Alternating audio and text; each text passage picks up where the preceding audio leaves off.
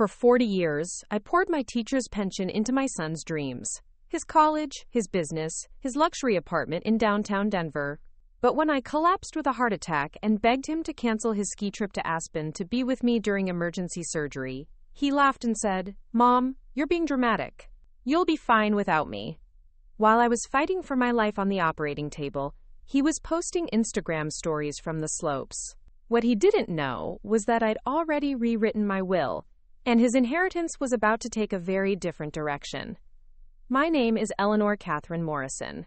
I'm 70 years old, and until 3 months ago, I believed that unconditional love meant giving everything you have without ever expecting anything in return. I was wrong, dead wrong, and it nearly killed me. Literally. I live in Boulder, Colorado, in the same modest 3-bedroom ranch house where I raised my son Michael as a single mother after my husband David died in a construction accident when Michael was only 8 years old. The house sits on Maple Street, with its faded blue shutters and the rose garden I've tended for 37 years. It's nothing fancy, 1,200 square feet of worn hardwood floors, a kitchen with cabinets I painted myself in 1987, and a living room where the same brown leather couch has held our family's stories for decades. For 35 years, I taught 3rd grade at Meadowbrook Elementary School, a small brick building on the east side of Boulder, where children from working families came to learn their letters and numbers.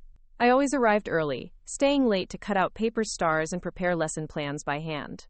My classroom was room 14B, with windows that faced the playground and walls covered in student artwork that I carefully saved and returned at year's end. I loved those children with the fierce protectiveness that only teachers understand. When little Tommy Rodriguez came to school with bruises, I made sure he got extra snacks and attention. When Sarah Chen struggled with reading, I spent my lunch breaks working with her until she was reading chapter books. When the Martinez family couldn't afford school supplies, I quietly bought them myself with money from my own pocket. I always thought the most important lesson I could teach was kindness and putting family first. Turns out, some lessons can destroy you if you're not careful who you're teaching them to. And some people will take that kindness and wring every last drop from it until you're left empty, gasping for air, wondering how love turned into a noose around your neck. When I retired 5 years ago at 65, my pension was modest but solid, $2,800 a month from the Colorado Teachers Retirement System, plus $850 monthly from David's Social Security survivor benefits. I also had $280,000 from David's life insurance policy that I'd been carefully investing for 22 years, and another $140,000 in my own retirement savings that I'd built dollar by dollar, skipping lunches and driving my old Honda Civic until it wheezed. Nothing extravagant, but enough to live comfortably if I was careful. I calculated it out on yellow legal pads at my kitchen table. If I kept my expenses under $3,200 a month, I could maintain my house, cover my medications, and even have a little left over for the grandchildren I hoped Michael would give me someday. I had simple, quiet plans for my golden years. I wanted to tend my rose garden, where I'd planted David's favorite yellow climbers along the back fence. I planned to volunteer at the Boulder Public Library, helping children with reading programs the way I'd done in my classroom. I'd dreamed about taking that watercolor painting class at the community center, something I'd put off for decades while I focused on everyone else's needs. I imagined peaceful Sunday dinners with Michael and his wife Sarah, watching grandchildren chase each other around my backyard while I served pot roast and mashed potatoes from my grandmother's china. I pictured birthday parties with homemade cakes, Christmas mornings with stockings hung by the fireplace, and quiet evenings reading stories to little ones who would call me Grandma Eleanor. But Michael had bigger dreams. He'd always been ambitious, even as a child, with sharp green eyes that seemed to calculate the value of everything they saw. While other kids played with toys, he was drawing up business plans for lemonade stands, complete with profit margins and expansion strategies. While his friends collected baseball cards, Michael collected stock reports he'd cut from newspapers, studying them like they were sacred texts. I was proud of his drive, even when it meant he needed more help than other parents could give their children. When other mothers complained about college costs, I felt secretly pleased that my Michael was aiming higher, dreaming bigger, reaching for a life that would make all my sacrifices worthwhile. But somewhere along the way, Michael's ambition grew teeth. and those teeth found their way to my throat. It started innocently enough. When he was in college at University of Colorado, Michael had always been a good student, honor roll through high school, scholarship to CU, Dean's List his first 2 years. I was so proud when he called with excitement about an internship opportunity. "Mom, this is incredible. I got an internship with Peterson Financial Group in New York City for the summer. It's unpaid, but it's with one of the major investment firms on Wall Street. The connections alone could change my whole career trajectory." I could hear the excitement in his voice, the same tone he'd had as a little boy when he found a fascinating bug in the garden or figured out a math problem that had been stumping him. How could I say no to that enthusiasm? "That's wonderful, sweetheart, but how will you manage living in New York without a salary?" Well, that's the thing. I'd need help with living expenses, rent, food, subway passes. I found a tiny studio apartment in Queens that's $1,200 a month, and I estimate I'd need maybe $2,000 more for everything else. It's just for 3 months, Mom. 3 months that could set up my entire future. I didn't hesitate. I transferred $8,000 from my savings account the next day, money I'd been setting aside for a new roof that my house desperately needed.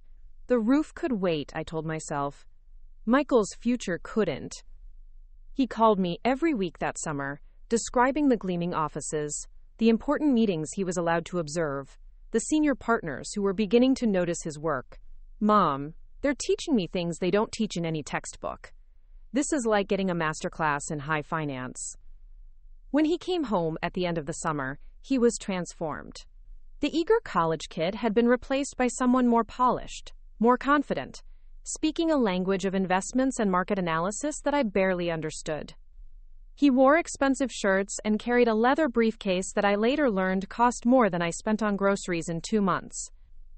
"Mom, that internship opened doors I didn't even know existed. Now I know exactly what I want to do with my life." Quote, 2 years later, as he approached graduation, those doors led to an even bigger ask. "Mom, I got accepted to Wharton." His voice was electric with excitement when he called. "The Wharton School of Business at University of Pennsylvania. Do you know what this means?" It's one of the top 3 business schools in the entire country. People who graduate from Wharton become CEOs, investment bankers. They run Fortune 500 companies. I felt that familiar swell of maternal pride. My Michael getting into one of the best schools in America. David would have been so proud. "That's amazing, honey. I'm so proud of you."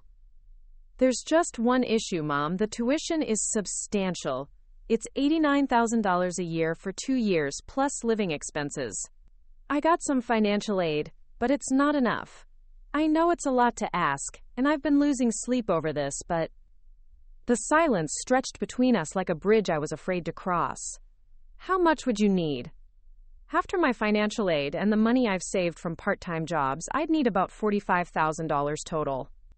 I know it's your retirement money, Mom, and I wouldn't ask if I didn't truly believe this would change everything for our family. When I graduate from Wharton, I'll be able to pay you back with interest. I'll be able to take care of you the way you've taken care of me." I stared at my kitchen wall, where I'd hung a photo of Michael at his college graduation, beaming in his cap and gown. How could I be the reason he couldn't reach his full potential? How could I look at that photo every day knowing I'd held him back when I had the power to help him soar? "Of course, sweetheart, we'll make it work."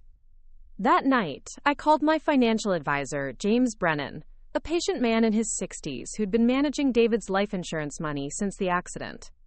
"Eleanor, I need to be direct with you. Taking $45,000 out of your retirement funds will significantly impact your financial security. You're looking at reducing your monthly income in retirement by about $300. But it's for Michael's education. It's an investment in his future." James was quiet for a moment. "I understand. But education loans exist for a reason. Have you and Michael explored all the borrowing options available to him?" I hadn't. The truth was, when Michael asked for help, I was so focused on finding a way to say yes that I never thought to suggest he find another way. Saying no to my child felt like failing as a mother. "James, this is Wharton. This could set him up for life." "I hope you're right, Eleanor. I just want to make sure you're protecting your own future too." But I wasn't thinking about my own future. I was thinking about the little boy who used to climb into my lap with picture books, who cried when he scraped his knee, who told me I was the best mom in the world when I packed his favorite cookies in his lunch. That little boy deserved every opportunity I could give him. Michael thrived at Wharton. He joined investment clubs, networked with classmates whose families owned banks and oil companies, and spent spring breaks in the Hamptons with people whose last names appeared on buildings. When he called, his conversations were filled with names I didn't recognize and concepts I couldn't follow, but his excitement was infectious. Mom, you should see the caliber of people I'm meeting here. My study group includes the son of a pharmaceutical CEO and the daughter of a real estate mogul. These are the kinds of connections that last a lifetime. I was happy for him, truly. But sometimes, when he talked about his new world, I felt like I was speaking to a stranger. The warmth in his voice had been replaced by something sharper, more calculating. He spoke about people in terms of their network value and strategic importance. When he graduated with his MBA, I flew to Philadelphia for the ceremony. Sitting in that grand auditorium, watching my son walk across the stage, I felt a complex mix of pride and distance. He looked so confident, so polished, so far removed from the little boy who used to help me plant tomatoes in our backyard garden. At the graduation dinner, Michael introduced me to his classmates and their families. I wore my best dress, a navy blue suit I'd bought on sale at JCPenney, and tried to join their conversations about vacation homes and private equity firms. But I felt like an observer in someone else's life, watching my son navigate social circles where my teacher's pension wouldn't cover their monthly wine budgets. After graduation, Michael moved to Denver to start his financial consulting business. Mom, I found the perfect office space in Lodo, the lower downtown district. It's where all the serious financial firms are located. The rent is steep, but location is everything in this business. I need to project success to attract the right clients. Quote, the office lease required 6 months up front, plus security deposits and renovation costs to create the sophisticated environment Michael insisted he needed. The total was $60,000. I know it seems like a lot, Mom, but think of it as seed money. I'm not asking you to support me forever, just until I get established. Once I start landing major clients, I'll pay you back with interest. This is an investment in both our futures. I looked around my own modest kitchen, with its chipped linoleum counters and the faucet that dripped no matter how tightly I turned it. Michael was asking for more than twice my annual income to rent an office for 6 months. But he was my son, and this was his dream. Okay, sweetheart, let's do it. That $60,000 came from the last of David's life insurance money. I told myself it was appropriate. David would have wanted his money to help his son succeed. But late at night, when I couldn't sleep, I wondered what David would really think about me giving away the security he'd died to provide. The business took off slowly, then rapidly. Michael was brilliant at networking, at presenting himself as the sophisticated financial advisor that wealthy Denver residents needed. He joined the Denver Country Club, bought expensive suits, and leased a BMW that cost more per month than my mortgage payment. Image is everything in this business, Mom. My clients need to see that I'm successful before they'll trust me with their money. It's all about confidence and perception.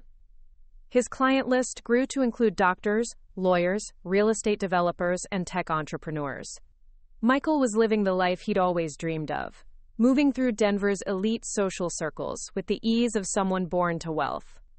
But success brought new expenses, new necessities, that somehow always required my help. When Michael met Sarah at a charity gala, she was a marketing executive for a high-end art gallery. Their courtship was a whirlwind of expensive restaurants and weekend getaways. Sarah came from old Colorado money. Her family owned a ranch in Steamboat Springs and properties in Aspen. She was beautiful, educated, and exactly the kind of wife Michael had always imagined for himself. When they got engaged after 8 months of dating, Michael called me with news about their wedding plans. Mom, Sarah and I want to get married at the Brown Palace Hotel. It's the most prestigious venue in Denver. Presidents have stayed there. It's absolutely historic. The wedding will be in the grand ballroom, and we're planning for 200 guests. I'd heard of the Brown Palace. It was the kind of place I drove past but never imagined entering. That sounds lovely, honey. What can I do to help? Well, Sarah's family is handling most of the costs, but there are some additional expenses that we're struggling to cover. The upgraded floral arrangements, the premium bar package, the 7-piece orchestra Sarah wants. It's about $35,000 more than we budgeted. My heart sank. I'd already depleted most of my retirement savings. The only money left was in my emergency fund.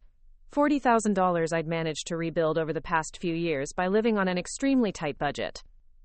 Michael, I've already given you so much, I'm starting to worry about my own financial security. Mom, this is my wedding. This is the woman I'm going to spend the rest of my life with. Sarah's family will judge our entire family based on this wedding. I can't start my marriage by disappointing her or embarrassing our family with a cheap celebration. The word cheap hit me like a slap. Everything I'd ever been able to give him was cheap by the standards of his new world. My love, my sacrifices, my modest teacher's savings, all of it was cheap. Please, Mom, this is the last time I'll ask for something this big. After this, Sarah and I will be established, and we'll be able to handle our own expenses. I gave him the money. I watched my emergency fund disappear into flowers and champagne for people I'd never met. People who would never know or care that a retired teacher had emptied her savings account to make their evening more elegant. The wedding was beautiful. I sat in the front row wearing a dress I'd bought on clearance, watching my son marry a woman in a $15,000 gown. The brown palace was indeed magnificent. Crystal chandeliers, marble columns, waiters in white gloves serving cocktails that cost more than I spent on groceries in a week. During the reception, Sarah's mother made a toast about welcoming Michael into our family and praised the, quote, gorgeous celebration that Sarah and Michael created together. No mention of where the money had actually come from. No acknowledgement of the retired teacher who'd made their gorgeous celebration possible. I smiled and clapped and danced with Michael during the mother-son dance, but something felt hollow. When Michael spun me around the dance floor, I looked into his eyes and saw a stranger, someone who had learned to take my sacrifices for granted, someone who had stopped seeing me as a person with my own needs and dreams. After the honeymoon in Tuscany, another small expense I helped cover, Michael and Sarah settled into married life in a luxury condo in downtown Denver's most expensive district. The building had a concierge, a rooftop pool, and parking spaces that cost more per month than some people's rent. But their lifestyle required constant maintenance, constant upgrades, constant infusions of cash to maintain the image Michael believed was essential to his continued success. When Sarah decided their kitchen needed renovation with imported Italian marble and custom German cabinets, guess who got the call? When Michael's business partner invited them on a ski trip to Whistler and they needed appropriate winter gear, guess who provided the funds? When Sarah became pregnant and they decided they needed a bigger place with mountain views, guess who helped with the down payment on their new $800,000 house? Each request came with the same promise. This is the last time, Mom. After this, we'll be set. But set seemed to be a moving target, always just one more expense away. For 40 years, every major milestone in Michael's life had my financial fingerprints all over it. My teacher's salary had paid for his college experiences. My retirement savings had funded his graduate education. David's life insurance money had launched his business. My emergency fund had paid for his wedding. The remnants of my financial security had purchased their lifestyle upgrades. I never kept detailed records, never asked for written agreements or repayment schedules. Family doesn't work that way, I told myself. Love means giving freely, without conditions or expectations. Parents sacrifice for their children. That's what we do. That's what good mothers do. But somewhere along the way, Michael stopped seeing my help as love and started seeing it as an entitlement. Phone calls became shorter and more transactional. Hi, Mom. Hope you're doing well. Quick question about that thing we discussed. Visits became less frequent, usually timed around requests for help or major holidays when absence would be too obvious. The conversations changed too. Michael no longer asked how I was feeling or what I was doing with my time. He didn't ask about my garden or my volunteer work at the library. Our relationship had been reduced to its functional components. I was the source of funds, he was the recipient, and everything else was just pleasantries. When I mentioned feeling tired during our phone calls, he'd brush it off with generic advice. Mom, you should probably see a doctor about that. Anyway, I wanted to talk to you about. When I said I was thinking about updating my will, suddenly he had all the time in the world to discuss the importance of proper estate planning and making sure everything is organized correctly. I should have seen the warning signs. I should have recognized that our relationship had become a one-way transaction. But when you've spent 70 years believing that family means everything, it's hard to imagine that to your family you might mean nothing more than a convenient bank account with a heartbeat. The illusion came crashing down on a Tuesday morning in February, when my heart decided it had had enough of carrying the weight of everyone else's dreams.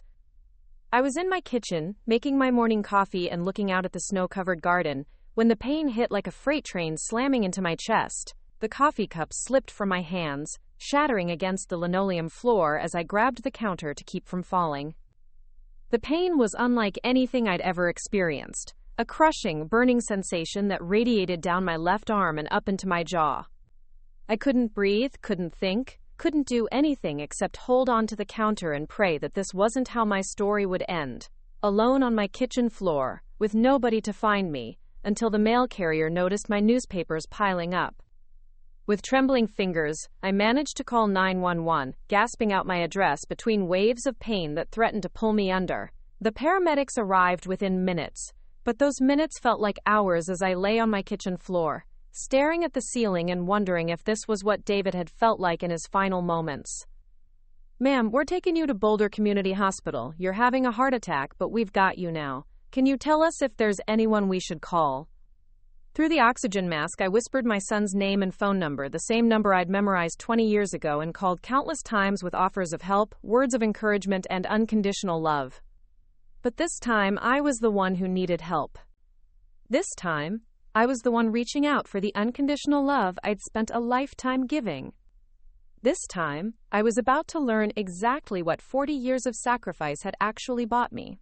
Thursday morning arrived with the kind of crystalline clarity that only comes after a storm has passed. I woke up at 6 a.m. feeling more rested than I had in weeks, despite the earth-shaking decisions I'd made the previous evening. For the first time since my heart attack, I wasn't dreading the day ahead. I was anticipating it. My appointment with attorney Margaret Kellerman was scheduled for 10 a.m., followed by lunch with my financial advisor James Brennan at noon. Both meetings would finalize the legal and financial protection I needed to ensure that my remaining years, and my remaining money, would be spent according to my wishes, not Michael's expectations. As I prepared breakfast, I found myself humming, something I hadn't done since before David's death. The simple pleasure of buttering toast and brewing coffee without the weight of someone else's financial crisis pressing down on me felt revolutionary. My phone had remained off since my conversation with Sarah the previous evening, and I intended to keep it that way until after my meetings. Whatever desperate messages Michael and Sarah were leaving could wait. Their emergencies were no longer my emergencies.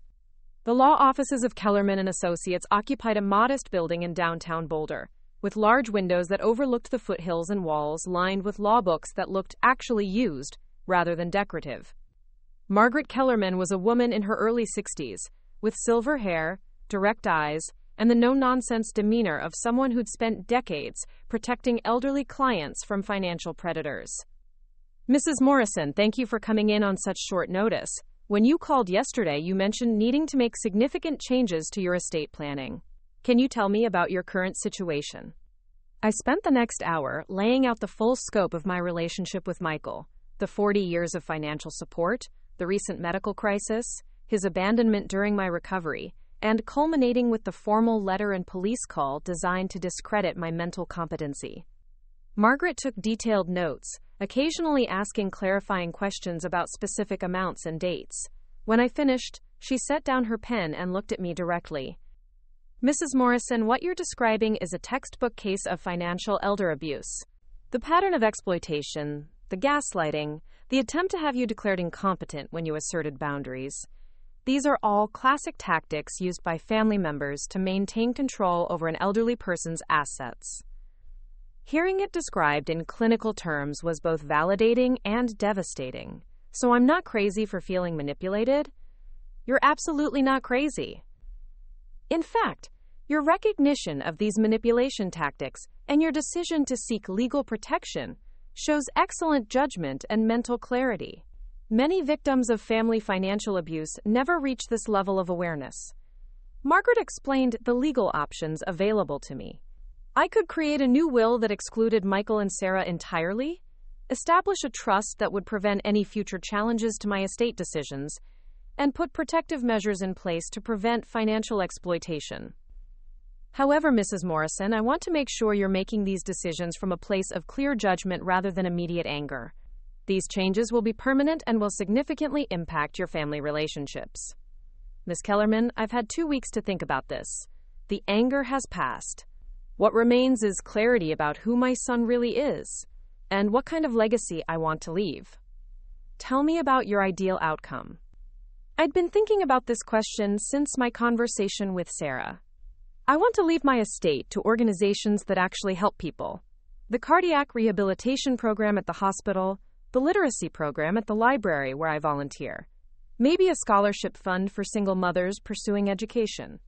I want my money to go to people who will use it to build better lives, not to fund ski vacations while their benefactor recovers from surgery alone. Margaret smiled for the first time during our meeting. Those are beautiful legacy choices, Mrs. Morrison. Let's make sure your wishes are legally protected.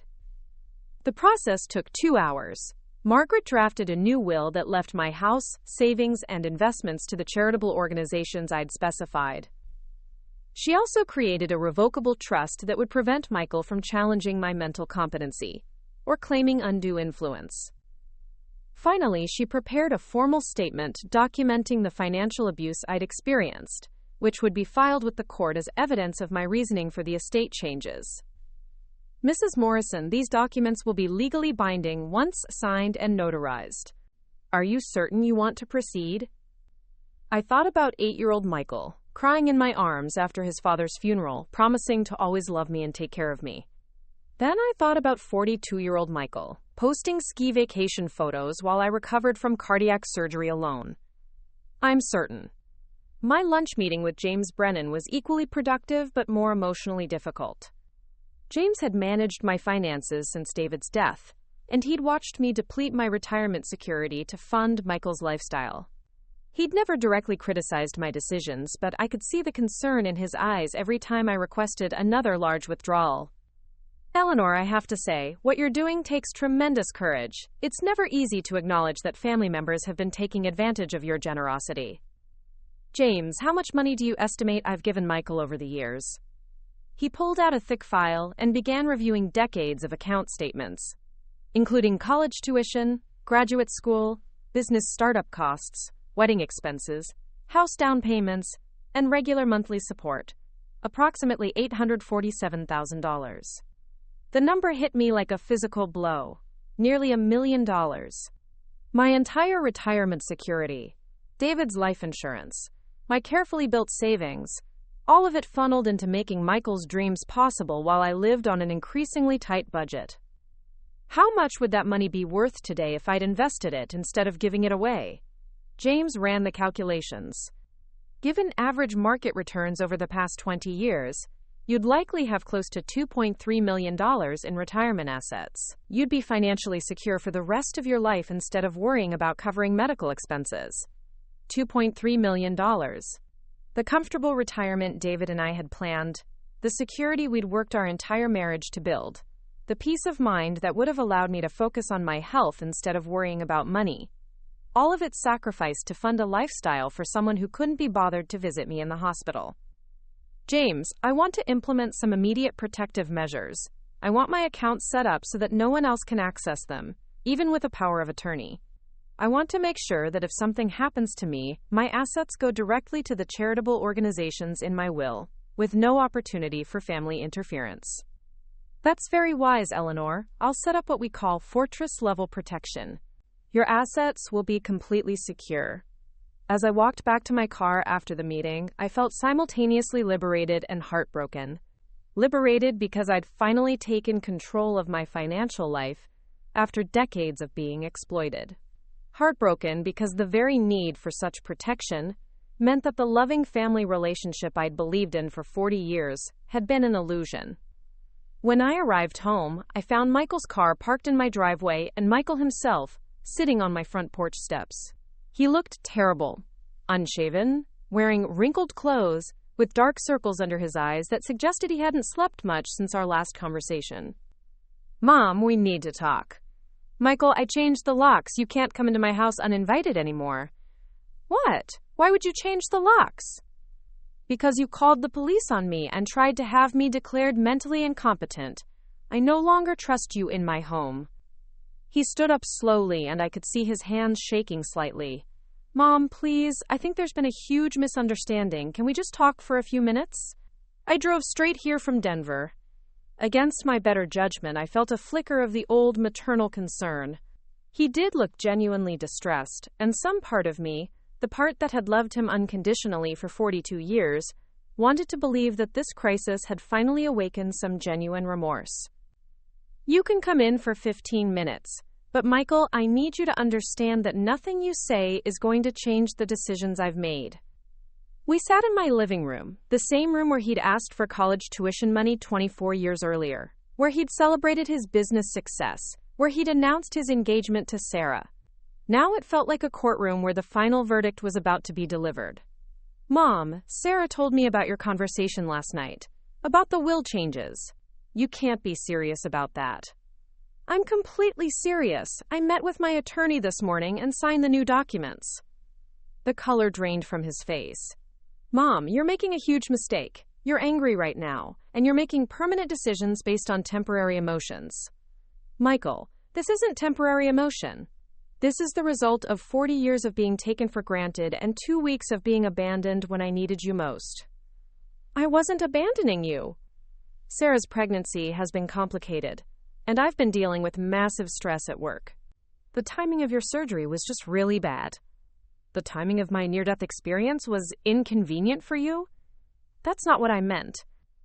Mom, you have to understand the pressure I'm under. Sarah's been having complications, bleeding, cramping. The doctor put her on bed rest.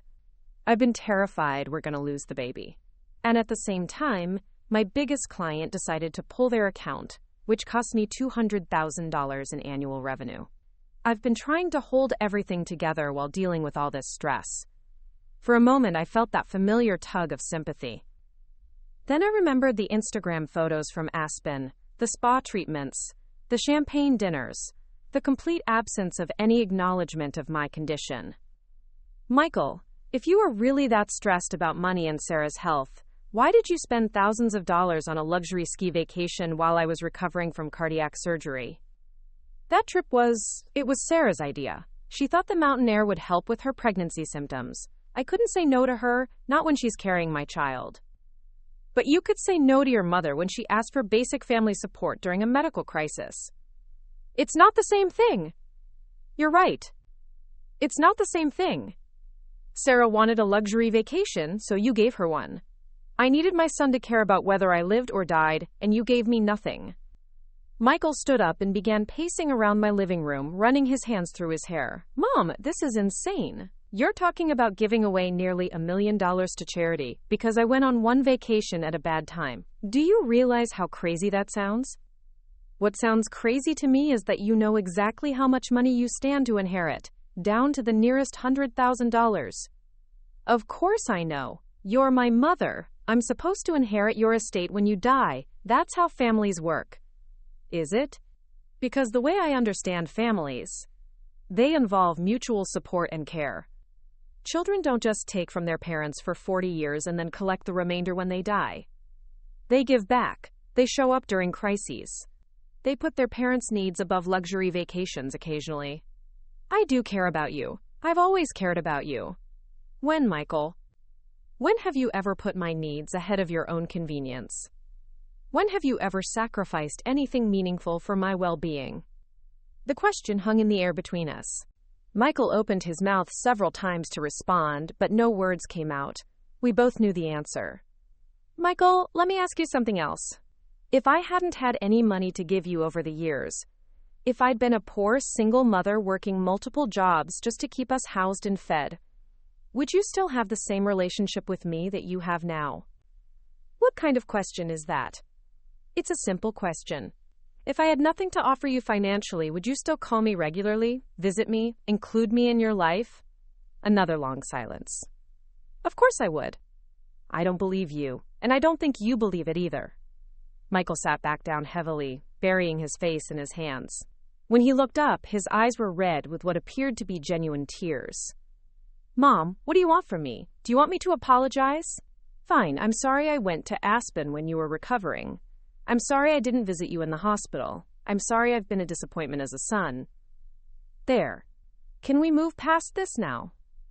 Michael, an apology isn't enough anymore. The damage is too deep, and the pattern is too established.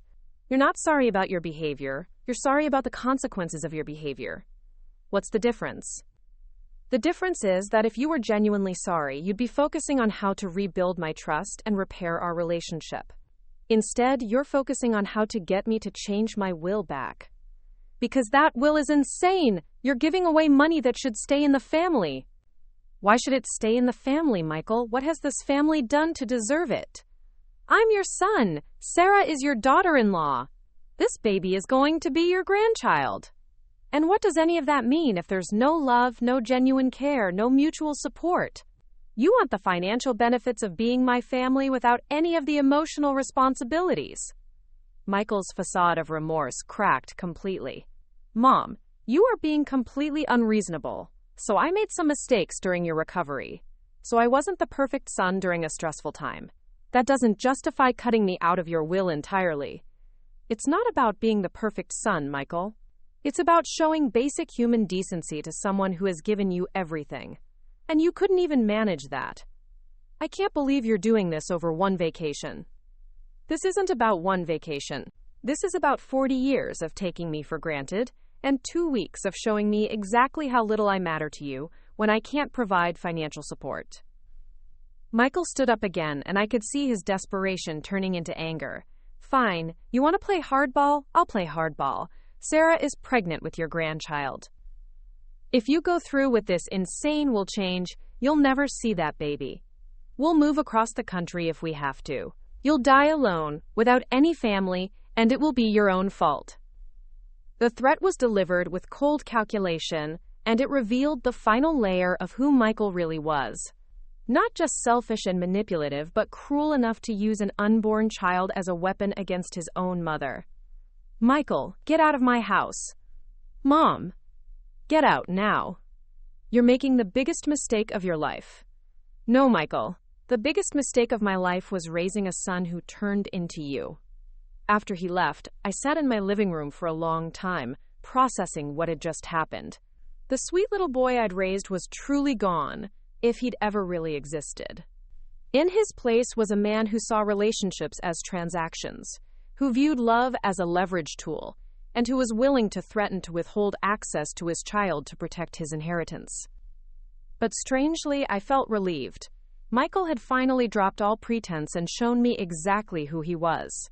There was no more confusion, no more false hope, no more wondering if I was being unreasonable. The man who'd just threatened to move my grandchild across the country to punish me for controlling my own money wasn't someone I needed in my life. That evening, I turned my phone back on to find 17 missed calls and 43 text messages from Michael and Sarah. The messages started with pleading and apologies, but quickly escalated to anger and threats. Reading through them felt like watching someone have a complete breakdown in real time. Mom, please call me back. We need to work this out. I'm sorry about what I said earlier. I was upset and I didn't mean it. Sarah is crying. Do you really want to hurt your pregnant daughter-in-law over this? This is insane. You're destroying your family over money. If you don't change the will back, I'll contest it in court. We have evidence of your mental instability.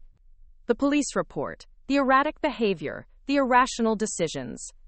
You'll lose everything in legal fees fighting us. I hope you're happy. You've chosen money over family. Quote, don't expect us to take care of you when you're old and sick. You'll die alone and forgotten. The final message, sent just an hour earlier, was from Sarah. Eleanor, I'm begging you to reconsider. I'm having contractions from the stress of this situation. If I lose this baby because of your selfishness, I'll never forgive you. Using her pregnancy complications to emotionally manipulate me was the final confirmation that I'd made the right decision. These people were toxic, and no amount of shared DNA or legal obligation could justify keeping them in my life. I deleted all the messages without responding and blocked both of their numbers. Then I called Margaret Kellerman to report the threats and ensure that my estate planning was ironclad against any legal challenges. Mrs. Morrison, the threats to contest your will actually strengthen your legal position. They demonstrate that their interest in maintaining a relationship with you is purely financial, which supports your claims of financial abuse. What about the threat to move away with the baby? Unfortunately, there's nothing illegal about that threat, but Mrs. Morrison, you need to ask yourself, do you really want a relationship with a grandchild that's being used as a weapon against you? Children who grow up in that kind of manipulative environment often struggle with healthy relationships themselves.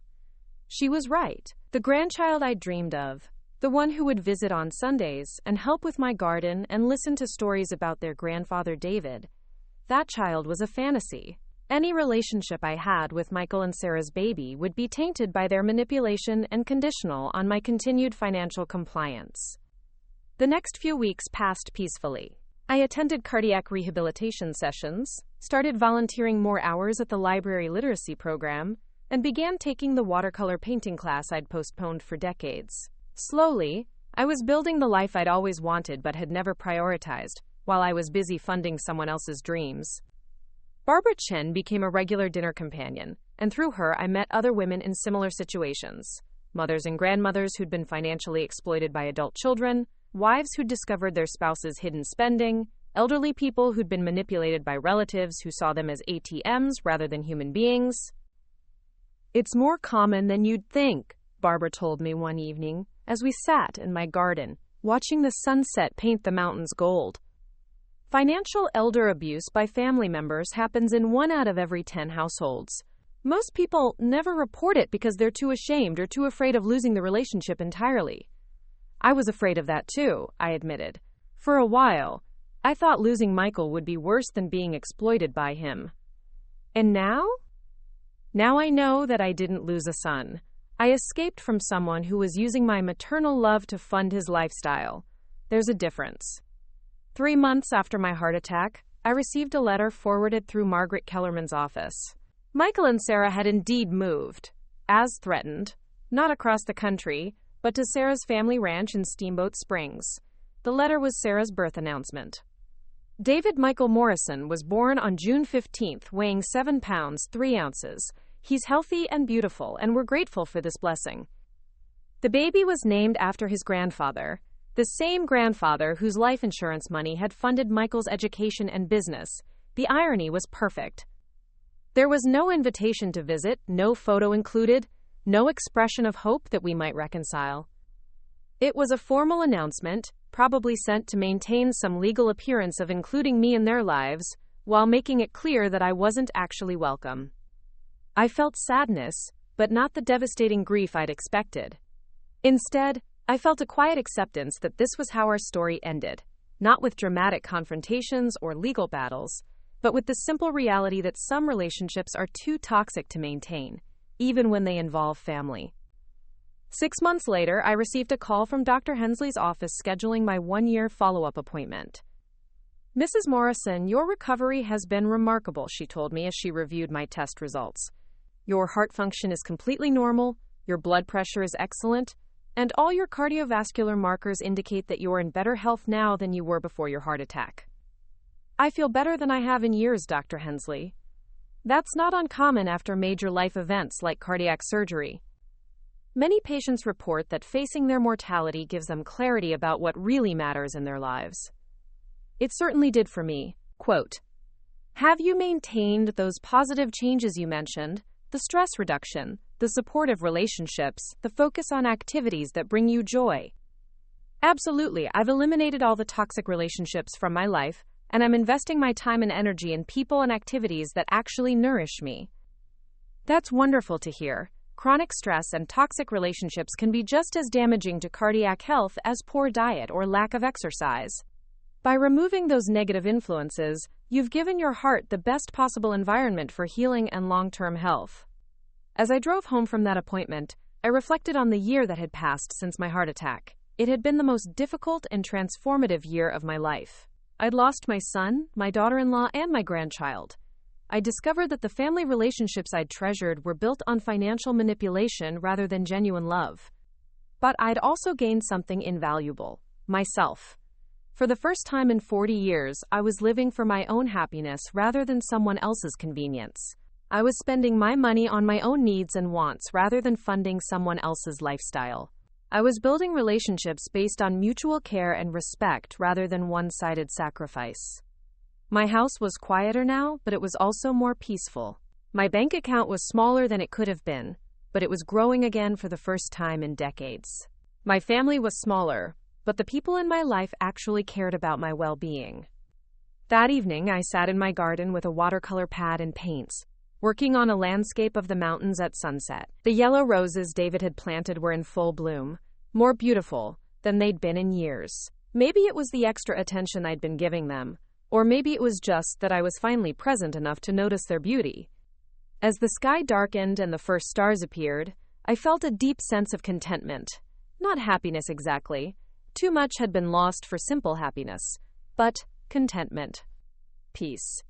The satisfaction of knowing that I'd finally learned to value myself enough to demand better treatment from the people in my life. My phone rang, displaying a number I didn't recognize. For a moment, I considered not answering. Over the past year, I'd learned to be more selective about who had access to my time and attention. But something made me pick up. "Mrs. Morrison, this is Jennifer Walsh from the Boulder Community Foundation. I'm calling about the scholarship fund you established for single mothers pursuing education." "Yes, of course. How can I help you?" "I wanted to let you know that we've received our first group of applications, and they're remarkable. The stories these women have shared about overcoming obstacles to pursue their dreams. Well, I think you'd be very proud of how your generosity is changing lives." "That's wonderful to hear. We'd love to have you participate in the selection process if you're interested. Many of these applicants remind me of what you must have gone through as a young widow raising your son alone." As a young widow raising my son alone, the reminder of those early years brought a bittersweet ache. Memories of the sweet little boy who used to help me plant vegetables and tell me I was the best mom in the world. That little boy had existed, I knew that now. But he'd grown into someone I didn't recognize, someone whose love had become conditional on my financial compliance. I would be honored to participate in the selection process. Wonderful. I think you'll find it very rewarding to see how your support is helping other women build better futures for themselves and their children. After I hung up, I sat for a while longer in my darkening garden.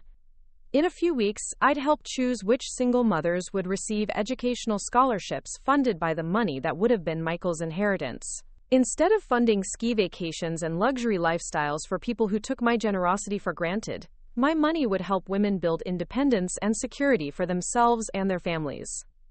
It felt like the right ending to my story, not with reconciliation or forgiveness, but with purpose. My love had been wasted on people who saw it as weakness to exploit, but redirected toward people who would use it as strength to build better lives. That same love could make a real difference in the world. As I gathered my art supplies and headed inside, I thought about the letter Sarah had sent months ago, accusing me of choosing money over family. She was wrong, of course. I hadn't chosen money over family. I'd chosen self-respect over exploitation. I'd chosen authentic relationships over manipulative ones. I'd chosen to invest my remaining years in people who valued me as a person, rather than a resource. Most importantly, I'd chosen to stop being a victim of my own generosity. The woman who walked into that house was not the same woman who'd collapsed with a heart attack in her kitchen 14 months earlier. That woman had been depleted, exploited, and convinced that love meant giving everything while expecting nothing in return. This woman knew better. She knew that love is mutual, that family relationships require effort from all parties, and that no one, not even your own child, has the right to treat you as disposable. This woman had learned that sometimes the most loving thing you can do is say no. This woman had finally learned to save herself. And as I turned off the lights and headed to bed, I felt something I hadn't felt in 40 years, excited about what tomorrow might bring. Because for the first time in decades, tomorrow belonged entirely to me. The weekend following my conversation with Sarah passed quietly, which should have been peaceful but instead felt ominous. It was the kind of silence that precedes a storm, too still, too perfect, too fragile to last. I spent Saturday morning organizing my medications and Sunday afternoon reading in my living room, but my mind kept drifting to the phone, expecting it to ring with Michael's voice demanding an explanation for my conversation with his wife. But Michael didn't call. Instead, the storm arrived in my mailbox on Monday morning. Among the usual collection of medical bills and prescription reminders was a thick envelope addressed in Michael's business letterhead. Morrison Financial Consulting. It read in elegant gold lettering, with his office address in Denver's prestigious Lodo district, the same office I'd helped him secure with my retirement money 5 years earlier. Inside was a formal letter, typed on expensive cream-colored paper that probably cost more per sheet than I spent on groceries in a day. "Dear Mother," it began, and the formality of that greeting made my blood run cold. Michael hadn't called me mother since he was 12 years old, and trying to get out of trouble for breaking a neighbor's window. After much consideration and discussion with Sarah, I feel it's necessary to address the tension that has developed in our relationship since your recent medical procedure. Sarah shared with me the details of your phone conversation on Friday, and I'm concerned about some of the statements you made regarding our family's financial arrangements and your expectations for support during your recovery. I want to be clear that I deeply regret any misunderstanding that may have led you to believe that Sarah and I are financially dependent on your assistance. While we have greatly appreciated your generous gifts over the years, we have never been in a position where your support was necessary for our survival or success. My business has been profitable for 3 years, and Sarah and I are financially stable and capable of managing our own expenses. I'm also concerned about what appears to be a pattern of using financial contributions as a means of emotional manipulation. This dynamic is unhealthy for all of us, and particularly damaging to the relationship I hope to maintain with you as Sarah and I start our own family. Therefore, I think it would be beneficial for everyone if we establish clearer boundaries around financial matters and family expectations. Going forward, Sarah and I will handle our own expenses without any assistance or input from you. We hope this will allow us to build a relationship based on genuine affection rather than financial obligation. Regarding your recovery from heart surgery, please know that Sarah and I wish you well and hope for your complete healing. However, we cannot be expected to reorganize our lives around every medical issue that arises. We have our own responsibilities and commitments that must take priority. I hope you can understand that these boundaries are necessary for the health of our relationship and our growing family. If you're able to accept these terms, we would welcome the opportunity to rebuild our connection on a healthier foundation. With love and respect, Michael Morrison. I read the letter 3 times, each reading revealing new layers of cruelty wrapped in the language of professional courtesy. The very formality of it, typed, edited, printed on letterhead, showed how much thought and calculation had gone into each devastating phrase. Financial manipulation, medical issues, reorganize our lives. Every phrase was chosen to minimize my 40 years of sacrifice, while positioning Michael and Sarah as the reasonable adults dealing with an unreasonable, manipulative elderly woman. But what struck me most was the complete absence of any acknowledgement of what I'd actually given them. The letter mentioned generous gifts in passing, as if I'd occasionally sent birthday checks rather than funded his entire adult life. There was no recognition of the college tuition, the graduate school expenses, the business startup costs, the wedding expenses, the house down payment, the countless other emergencies that had drained my retirement savings. Most chilling of all was the threat buried in the diplomatic language: accept these boundaries, or lose access to your son and future grandchild entirely. I set the letter down on my kitchen table and stared out at my rose garden, where David's yellow climbers were beginning to show the first tiny buds of spring. In a few months they would bloom beautifully, just as they had every year since he'd planted them 30 years ago. Those roses had survived harsh winters, drought summers, and the neglect of grief-stricken years after David's death. They were resilient in a way I was only beginning to understand I could be. My phone rang, startling me from my thoughts. The caller ID showed a number I didn't recognize, but the area code was local. "Mrs. Morrison, this is Detective Rodriguez with the Boulder Police Department. We received a call this morning expressing concern about your welfare. Do you have a few minutes to speak with me? My heart started racing. Concern about my welfare? What kind of concern? A family member called our non-emergency line this morning, stating that they were worried about your mental state following a recent medical procedure. They mentioned that you'd been making threats and exhibiting erratic behavior that had them concerned for your safety. The world seemed to tilt sideways. Detective, I think there's been a misunderstanding. I had heart surgery 2 weeks ago, and I've been recovering at home. I haven't made any threats to anyone. I'm sure this is just a miscommunication, Mrs. Morrison. These welfare check requests happen more often than you'd think, especially when families are dealing with medical stress. Would it be possible for me to stop by this afternoon? It's just a routine check. I'll verify that you're safe and healthy, and we can close the case. After I hung up, I sat in my kitchen feeling like I was drowning in ice water. Michael had called the police on me. My own son had reported me as mentally unstable and potentially dangerous, simply because I'd refused to continue being his personal ATM. The manipulation was so sophisticated, so calculated, that I felt sick to my stomach. If the police visit went badly, if Detective Rodriguez decided I was indeed mentally unstable, it could impact my ability to make my own financial decisions. Michael could potentially argue for some form of conservatorship or guardianship, giving him legal control over the money he'd been spending freely for 40 years. I called Barbara Chen immediately. Eleanor, what's wrong? You sound terrified. Barbara, I need your help. Michael has called the police for a welfare check on me. He's trying to make it look like I'm mentally unstable. What? Why would he do that?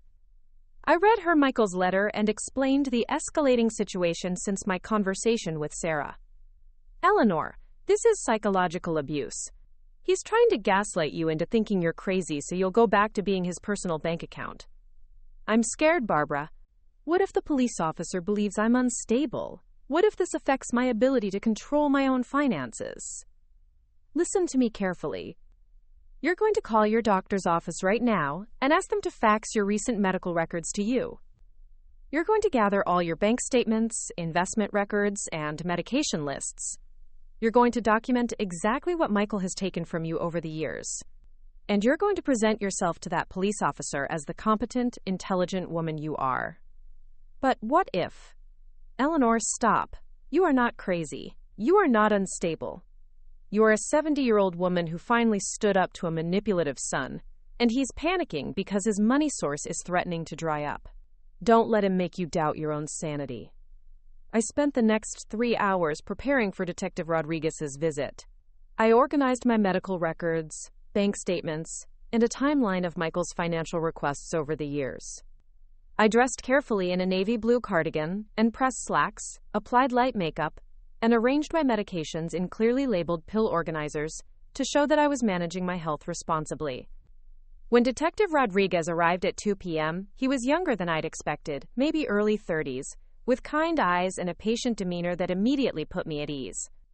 Mrs. Morrison, thank you for agreeing to meet with me. As I mentioned on the phone, we received a concern call about your welfare. I just need to ask a few questions and observe that you're safe and healthy in your home environment. Of course, Detective. Would you like some coffee? That would be nice, thank you. As I prepared coffee, Detective Rodriguez looked around my living room, taking note of the neat organization, the framed photos, the books on the side table. Everything about my home environment suggested a competent adult, managing her own life successfully. Mrs. Morrison, the caller expressed concern that you might be experiencing some mental health issues following a recent medical procedure. Can you tell me about that? I had emergency heart surgery 2 weeks ago, a major heart attack that required stents to be placed in my coronary arteries. My recovery has been going very well, according to my cardiologist. I showed him Dr. Hensley's recent report and my organized medication schedule.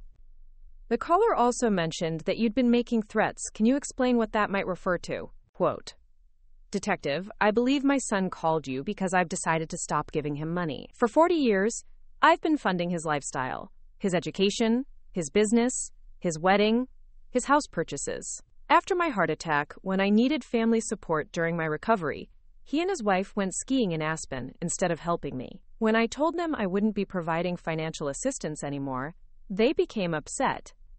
I showed him Michael's formal letter, pointing out the manipulative language and veiled threats. I see. And have you made any threats toward your son or daughter-in-law? Absolutely not. The only threat I've made is to stop being their personal bank account. Detective Rodriguez reviewed the documents I'd prepared, the timeline of Michael's financial requests, my bank records showing decades of large transfers to him, the evidence of my competent medical management.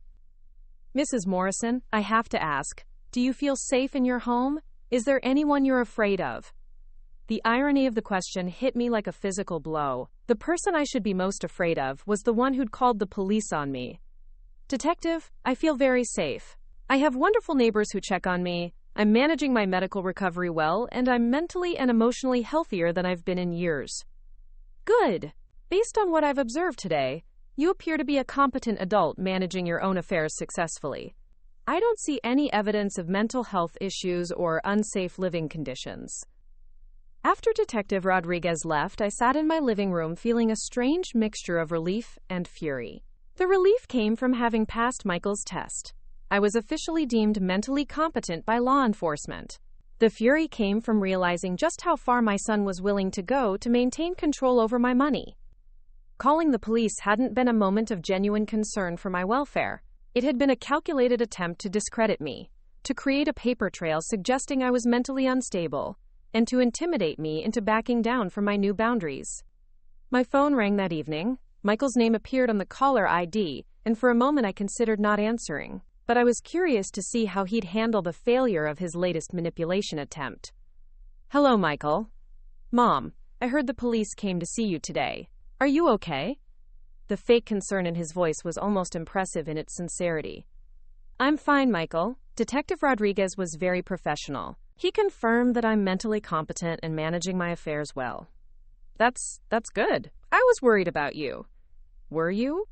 Is that why you told them I was making threats and exhibiting erratic behavior? Silence. Michael, did you really think having me declared mentally unstable would solve your financial problems?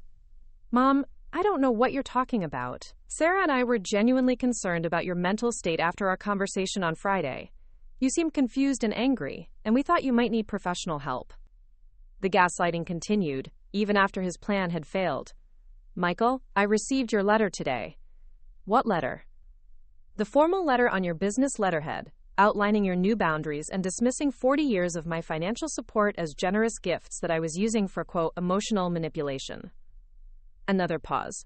Mom, I think you might be confused. I haven't sent you any letter. I felt like I was losing my mind. Was Michael really going to deny sending a letter that I was holding in my hands? Michael, I have the letter right here. It's typed on Morrison Financial Consulting letterhead, signed with your name. That's impossible. I would never send you a formal business letter. Maybe someone is playing a prank on you, or maybe you're more confused than we thought. The breathtaking audacity of the lie left me speechless. He was going to deny everything. The letter, the police call, probably our entire conversation history if it became convenient. Michael, stop. Just stop lying to me. Mom, I'm not lying. I'm genuinely concerned that you're experiencing some kind of mental episode. Maybe the heart medication is affecting your thinking, or maybe the stress of surgery is causing confusion. I'm hanging up now. Mom, wait. I disconnected the call and turned off my phone. I couldn't take any more gaslighting, any more manipulation, any more attempts to make me doubt my own sanity. That night, I lay in bed staring at the ceiling, trying to process what had happened. In the span of one day, my son had sent me a cruel formal letter establishing boundaries that eliminated any responsibility toward me, called the police to have me declared mentally unstable, and then denied both actions when they failed to achieve his goals. This wasn't the behavior of someone having a bad day or struggling with stress. This was the behavior of someone with a complete absence of empathy, someone willing to destroy his mother's peace of mind to maintain access to her bank account. But Michael had made a critical error. In his desperation to discredit me, he'd shown me exactly who he really was beneath the charm and manipulation. He'd revealed that our entire relationship, from his perspective, was transactional. I wasn't his mother. I was a resource to be managed, controlled, and exploited. The knowledge was devastating, but also liberating. I could finally stop making excuses for him, stop hoping he'd change, stop believing that somewhere inside the manipulative man was the loving little boy I'd raised. That little boy was gone, if he'd ever really existed. In his place was a stranger who would call the police on his own mother to protect his access to her money. Tuesday morning brought unexpected clarity. I woke up feeling more focused and determined than I had in years. The grief and confusion of the past few weeks had crystallized into something sharper and more useful: resolve. I called my bank and scheduled an appointment with my financial advisor for Thursday morning. Then I called a locksmith and had the locks changed on my house. If Michael still had a key from his childhood, he no longer had access to my home. Finally, I called a lawyer specializing in elder law and estate planning. I need to make some changes to my will, I told the attorney's receptionist, and I need to do it quickly. That afternoon, I did something I hadn't done in years. I went shopping for myself. I drove to the local department store and bought a new dress. Nothing expensive or extravagant, just a simple blue dress that made me feel attractive and confident. I bought new lipstick and had my hair styled at the salon for the first time since before my surgery. When I looked in the mirror that evening, I saw a woman I'd almost forgotten existed. Someone who took care of herself, who dressed with pride, who wasn't constantly worrying about someone else's financial crisis or emotional emergency. I looked like a woman who mattered. Wednesday evening, as I sat in my garden watching the sunset paint the mountains purple and gold, my phone rang. This time, it was Sarah. "Eleanor, we need to talk." "Do we?" "Michael told me about your conversation last night. He's very concerned about your mental state. He thinks the heart medication might be affecting your judgment." Quote, "Sarah, your husband sent me a formal letter dismissing 40 years of financial support and called the police to have me declared mentally unstable. If anyone's judgment is questionable, it's his. Eleanor, Michael never sent you a letter. He would never do something like that." "I'm holding it in my hand, Sarah. It's on his business letterhead." "That's impossible. Maybe someone is trying to cause trouble between you and Michael. Maybe you should ask your neighbor. What's her name, Barbara? If she saw anyone suspicious around your house." They were going to keep lying, keep gaslighting, keep trying to make me doubt my own reality. But I was done playing their games. "Sarah, I want you to listen carefully. I am mentally competent. I am making rational decisions about my own money and my own life. And I am done being manipulated by you and Michael. Eleanor, please. Furthermore, I want you to know that I've scheduled an appointment with my attorney to revise my will. Since you and Michael are financially stable and don't need my support, I've decided to leave my estate to charity." The silence on the other end was deafening. "You can't do that." "Actually, I can. It's my money, and I can leave it to anyone I choose." "Eleanor, you're not thinking clearly. You're making decisions based on anger and confusion. This isn't what David would have wanted." Bringing up David was the final straw. "Don't you dare invoke my husband's name to manipulate me. David would be disgusted by what his son has become." "Eleanor." "Goodbye, Sarah." I hung up and turned off my phone again. Tomorrow, I would begin the process of legally protecting myself and my assets from the people who had spent 40 years taking advantage of my love. For the first time since my heart attack, I felt like I was truly alive. The emergency room at Boulder Community Hospital was a blur of bright lights, urgent voices, and the steady beeping of machines that were keeping me alive. Dr. Patricia Hensley, a cardiologist with kind eyes and steady hands, explained that I'd suffered a major heart attack, what they called a widowmaker, because of the blocked artery that could have killed me instantly. "Mrs. Morrison, you're lucky to be alive. We need to perform emergency surgery immediately to place stents in your coronary arteries. Without this procedure, you're at extreme risk of another, potentially fatal heart attack within the next 24 hours. The words hit me like another wave of chest pain. Surgery, immediately, potentially fatal. "Doctor, how long will I be in the hospital?" "At least 5 days for the surgery and initial recovery, possibly longer depending on how you respond. You'll need someone to stay with you for the first few days at home as well. Do you have family nearby?" I nodded, though something cold was already settling in my stomach. "My son lives in Denver. It's about an hour away." "Good. We'll need his contact information for our records. and you'll want him here for the surgery. We're taking you up in 30 minutes. As they prepared me for surgery, I asked the nurse to hand me my phone. My fingers were shaky from the medication, but I managed to find Michael's number. It was 11:30 a.m. on a Tuesday. He'd be at his office, probably in meetings with clients, building the successful career I'd helped fund. The phone rang 4 times before he answered, his voice distracted and slightly irritated. "Hi, Mom. I'm actually in the middle of something. Can I call you back later?" "Michael, I'm in the hospital." My voice came out smaller than I intended, barely above a whisper. "What? What happened? Are you okay?" For a moment, I heard something in his voice that sounded like the concerned son I remembered. Relief flooded through me. "I had a heart attack this morning. I'm at Boulder Community Hospital. They're taking me into surgery in a few minutes to put in stents. The doctor said it was serious. A widowmaker heart attack."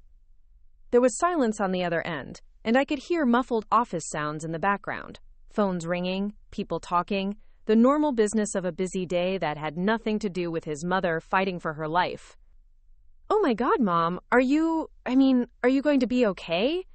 "They think so if the surgery goes well. Michael, I'm scared." "I know this is short notice, but could you come? The doctor said I'll need someone with me for the first few days, and I don't want to be alone." Another pause. Longer this time. "Of course, Mom, of course I'll come. I need to reschedule some things." "What hospital did you say?" "Boulder Community Hospital." "Thank you, sweetheart. I know it's an inconvenience, but..." "Don't be silly, Mom. You're my mother. I'll be there as soon as I can." After we hung up, I felt that familiar warmth of maternal love mixed with gratitude. Despite everything, despite the way our relationship had changed, Michael was still my son. In a real crisis, he'd be there for me the way I'd always been there for him. The surgery took 3 hours. When I woke up in the cardiac intensive care unit, everything felt fuzzy and distant. Tubes and wires connected me to various machines, and my chest ached with a deep, persistent pain that the nurses assured me was normal. "The surgery went perfectly," Dr. Hensley told me, checking my chart. "We placed 2 stents and your blood flow is back to normal. You should make a full recovery, but it's going to take time. Has your son arrived yet?" I looked around the small ICU room with its sterile white walls and single visitor chair. "Not yet. He's driving from Denver." "Well, visiting hours go until 8 p.m. I'm sure he'll be here soon." But 2 p.m. came and went, then 4 p.m., then 6 p.m. At 7:30, just before visiting hours ended, my phone buzzed with a text message. "Mom, so sorry I couldn't make it today. Crisis at work. Major client emergency. Sarah is also feeling sick. Might be the flu. So I need to take care of her. We'll try to come tomorrow. Glad surgery went well. Rest up. Love you." I stared at the message for a long time, reading it over and over. Crisis at work. Sarah feeling sick. We'll try to come tomorrow. Try to come tomorrow. I set the phone down on the hospital bed and looked out the window at the parking lot below. Cars were pulling out as visiting hours ended, families going home after spending the day with their loved ones. Husbands and wives, children and parents, people who had rearranged their schedules and driven through snowstorms to be here for the people they loved. "Mrs. Morrison?" A young nurse with a kind smile peeked into my room. "Visiting hours are over, but I wanted to check on you before the night shift takes over. Are you feeling okay? You look sad." I forced a smile. "Just tired from the surgery." Quote, "That's completely normal. The anesthesia takes a while to wear off completely. Is your family coming back tomorrow?" "My son hopes to make it," I said, choosing my words carefully. She nodded sympathetically. "It's hard when family lives far away, but you're doing great. Your heart is strong, and you're going to recover beautifully." After she left, I lay in the dark ICU room listening to the sounds of the hospital around me. Monitors beeping, nurses talking softly at their station, the occasional overhead page. I thought about all the times Michael had needed me over the years, and how I'd never once said, "I'll try to make it." When he'd called from college with mono during finals week, I'd driven 4 hours through a blizzard to bring him soup and medicine. When he'd had his wisdom teeth removed during graduate school, I'd flown to Philadelphia to take care of him for a week. When he'd gotten food poisoning during his first year in business, I'd driven to Denver immediately, bringing supplies and staying until he was back on his feet. I'd never tried to be there. I'd simply shown up every time, without question or hesitation. But now, lying in a cardiac ICU after nearly dying, I was getting a text message about how he'd try to visit tomorrow. The next morning brought a parade of medical professionals, doctors checking my incisions, nurses monitoring my vital signs, physical therapists helping me take my first careful steps around the ICU. My chest still ached, and I was exhausted from the trauma my body had endured, but the medical team was pleased with my progress. "You're a fighter, Mrs. Morrison," Dr. Hensley said during her morning rounds. "Your heart is responding beautifully to the stents. We should be able to move you to a regular room this afternoon, and if everything continues to go well, you might be able to go home by Friday." "That's wonderful news," I said, though I couldn't help wondering who would drive me home on Friday, or who would help me navigate the first few days of recovery. Around noon, my phone rang. Michael's name appeared on the screen, and I felt a surge of hope. "Hi, sweetheart. How are you feeling today?" "Much better, thank you. The surgery went really well, and they think I can go home by Friday. Are you able to come visit today?" "Actually, Mom, that's why I'm calling. Remember how I mentioned Sarah was feeling sick yesterday? Well, it turns out it's not the flu. She's pregnant." Quote, "Despite everything, I felt a genuine spark of joy. A grandchild. Finally, the family dinners and birthday parties I dreamed about might become reality." "Oh, Michael, that's wonderful news. Congratulations. How is Sarah feeling?" "Well, that's the thing. She's having pretty severe morning sickness. Actually, it's more like all-day sickness. She can barely keep food down, and she's been so weak and nauseous. I really can't leave her alone right now." The joy deflated like a punctured balloon. "I understand she needs you, but Michael, I just had major heart surgery. I am alone in the hospital and—" "Mom, you said the surgery went well. You're in good hands with the medical staff. Sarah doesn't have nurses and doctors taking care of her. She just has me." I closed my eyes, feeling that familiar pattern reassert itself. Sarah's needs came first. Sarah's comfort was the priority. Sarah required Michael's immediate, undivided attention.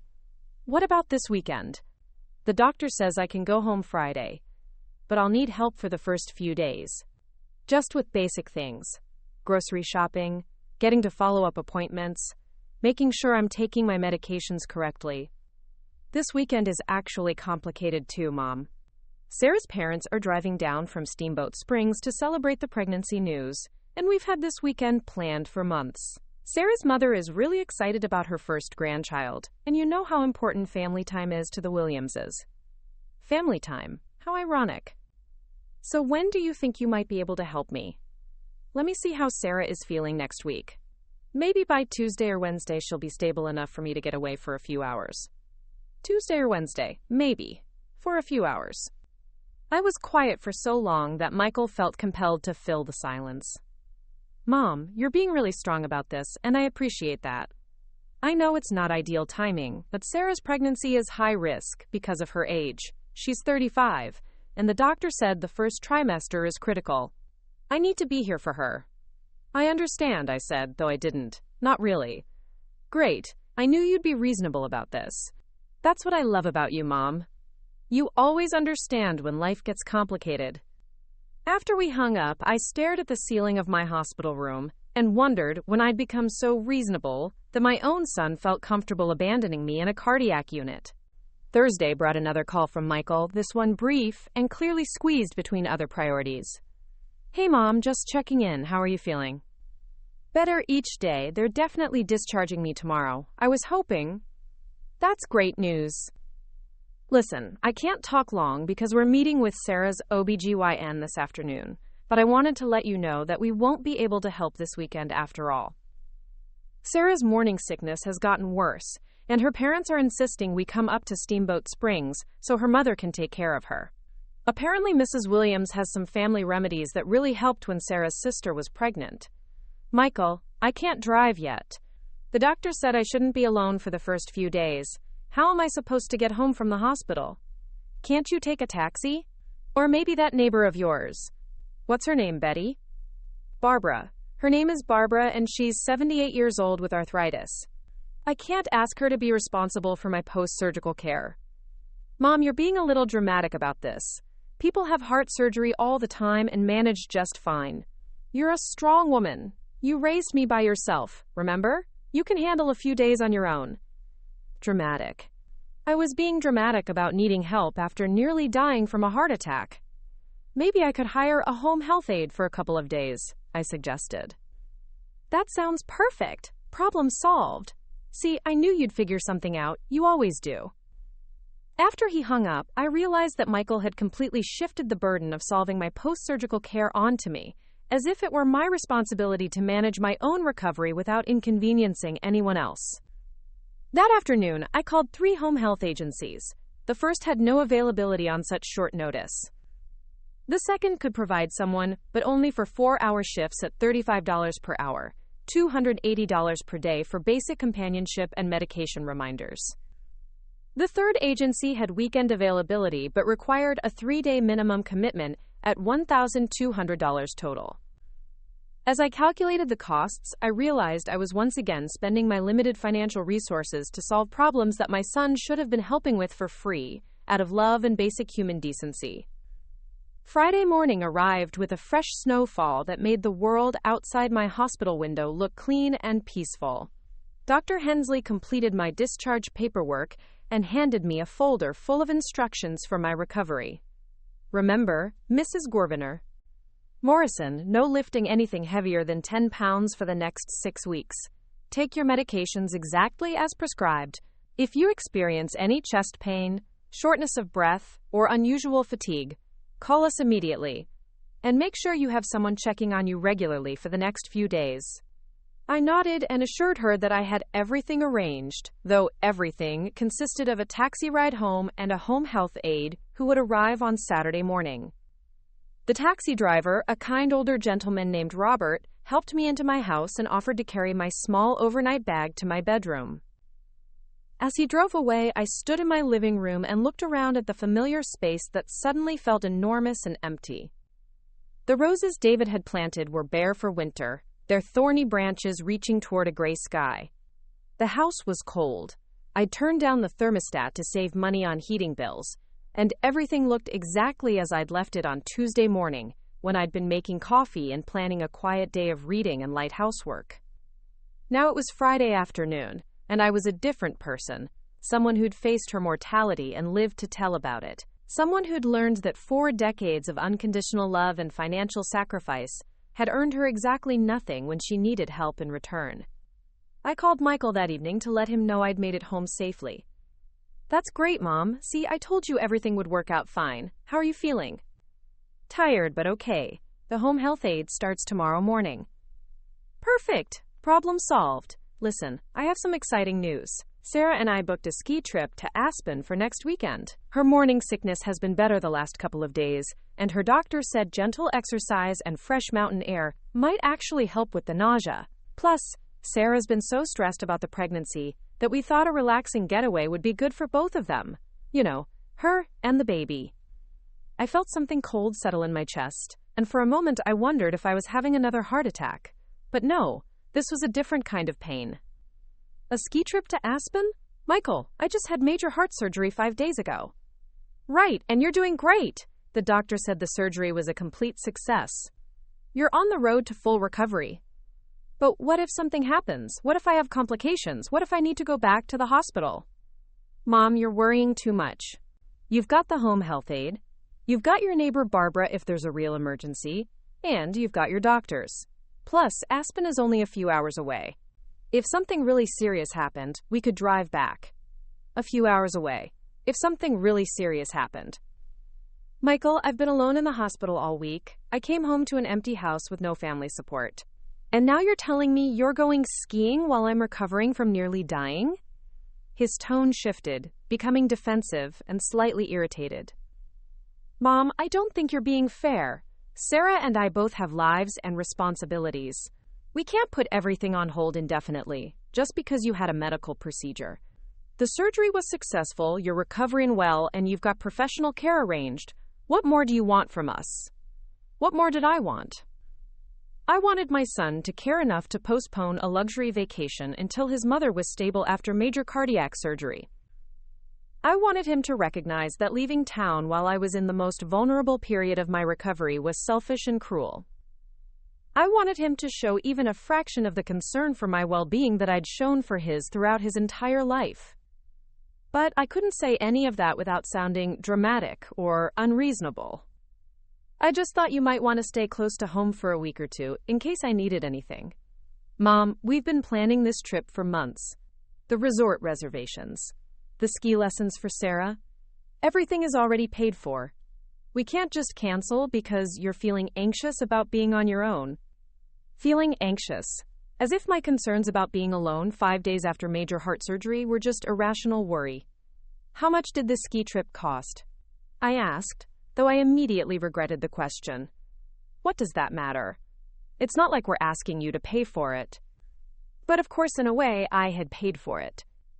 Every dollar in Michael's bank account had been earned with the foundation I'd provided, the education I'd funded, the business I'd launched, the lifestyle I'd subsidized for decades. You're right, I said quietly. I hope you and Sarah have a wonderful time. Thanks, Mom. I knew you'd understand. That's what I've always loved about you. You're so supportive of our happiness. Supportive of their happiness. While my own well-being ranked somewhere below a ski vacation on their priority list. After we hung up, I sat in my living room as darkness fell outside. The home health aide would arrive in the morning, a stranger who would help me manage my medications and prepare simple meals in exchange for money I couldn't really afford to spend. Meanwhile, my son and his pregnant wife would be enjoying champagne dinners and cozy fires at a luxury resort, celebrating their growing family while his mother recovered alone from the heart attack that could have orphaned their unborn child. I thought about the pattern that had defined our relationship for so many years. Michael's needs came first, always, without question or compromise. When he needed tuition money, my retirement security came second. When he needed business funding, my financial stability came second. When he needed wedding expenses, my emergency savings came second. And now, when I needed basic family support during a medical crisis, his ski vacation came first.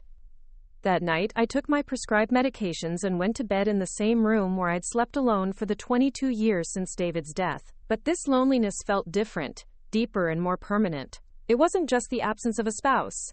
It was the absence of any family member who prioritized my well-being above their own convenience. As I drifted off to sleep, I made a decision that I wouldn't fully recognize until later. This was the last time I would accept being treated as if my needs were optional, my feelings were disposable, and my love was something Michael could take for granted while giving nothing meaningful in return. But first I had to survive the weekend. And then I had to see just how far my son's selfishness would go. The answer would come sooner than I expected, in the form of Instagram posts from the slopes of Aspen, shared while I was fighting complications from my surgery and desperately trying to reach him for help. That's when I would finally understand that Michael hadn't just inherited my generosity, he'd learned to weaponize it. The home health aide who arrived Saturday morning was a cheerful woman in her 40s named Carmen Rodriguez. She had kind eyes and gentle hands, and she moved through my house with the practiced efficiency of someone who'd cared for many post-surgical patients. Mrs. Morrison, I'm going to be taking care of you this weekend. I see from your paperwork that you had cardiac surgery on Tuesday. How are you feeling today? Better than yesterday, I said, though that wasn't saying much. Everything still felt fragile, like my body was held together with invisible thread that might snap if I moved too quickly or breathed too deeply. Carmen helped me organize my medications, a complex array of blood thinners, beta blockers, and pain relievers that needed to be taken at specific times with specific foods. She prepared a simple breakfast and sat with me while I ate, making sure I was keeping food down and staying hydrated. Do you have family nearby, Mrs. Morrison? Usually after cardiac surgery, family members like to stay close for the first week or two. I forced a smile. My son lives in Denver. He and his wife are busy with their own lives. Carmen nodded diplomatically. After 20 years in home health care, she'd probably seen every variation of family dysfunction imaginable. Well, you have my number, and I'll be here until Monday evening. We'll take good care of you. As the weekend progressed, Carmen proved to be a godsend. She helped me shower carefully around my surgical sites, prepared nutritious meals that I could actually stomach, and reminded me to take my medications on schedule. More importantly, she provided human companionship during the long, quiet hours when the reality of my situation threatened to overwhelm me.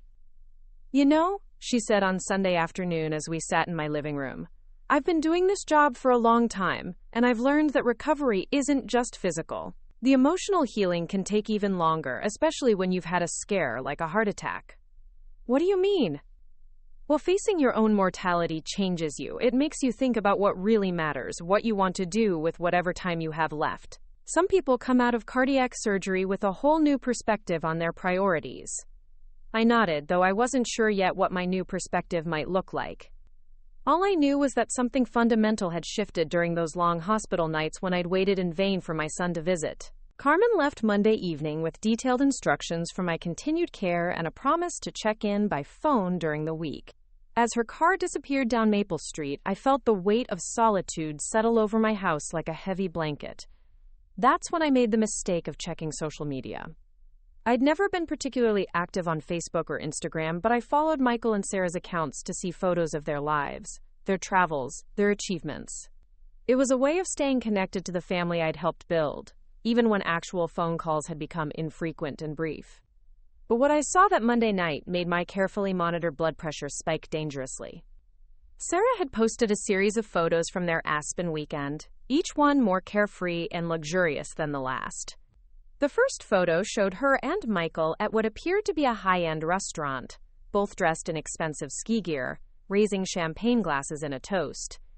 Sarah's caption read, "Celebrating our little miracle and this perfect weekend getaway. Sometimes you just need to escape from all the stress and focus on what really matters. #pregnancy bliss, #Aspen life, #grateful heart." The second photo was a selfie of them on the ski slopes, both grinning widely with snow-capped mountains stretching endlessly behind them. Michael's arms were wrapped around Sarah from behind, his hands resting protectively on her still flat stomach. The caption, "My favorite ski bunny and my future little skier. This baby is going to grow up loving the mountains as much as we do. #blessed family, #mountain life, #baby on board." The third photo nearly made me drop my phone. It was taken in what was clearly a luxury spa, showing Sarah relaxing in a hot tub with a fruity drink in her hand while Michael sat beside her, both looking completely relaxed and pampered.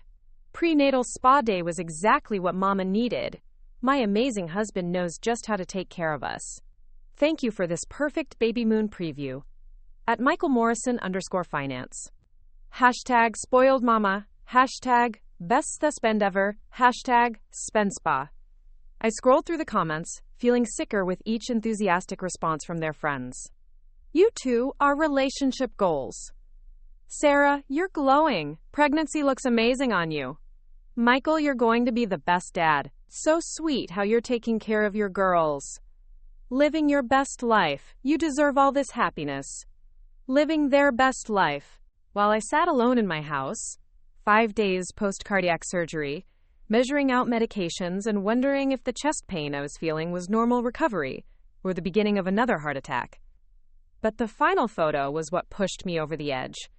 It was taken in their hotel room, showing an elaborate room service spread, champagne, chocolate-covered strawberries, gourmet pasta, filet mignon. The caption read, "When your husband surprises you with the most romantic dinner because he wants to make sure mama and baby are well fed. Life is so good when you're surrounded by love. #room service, #spoiled rotten, #baby moon, #living the dream." I stared at that photo for a long time, calculating the cost of their weekend.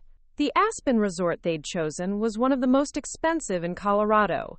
I knew because I'd looked it up after Michael mentioned their plans. Rooms started at $800 per night in ski season. The spa services Sarah had enjoyed ran $300 to $500 per treatment. The restaurant meals, the room service, the champagne, their single weekend had probably cost more than I spent on groceries in 3 months.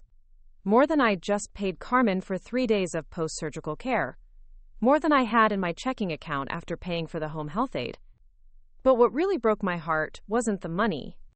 It was the complete absence of any acknowledgement that while they were living their best life, Michael's mother was home alone, recovering from nearly dying, with no family support whatsoever.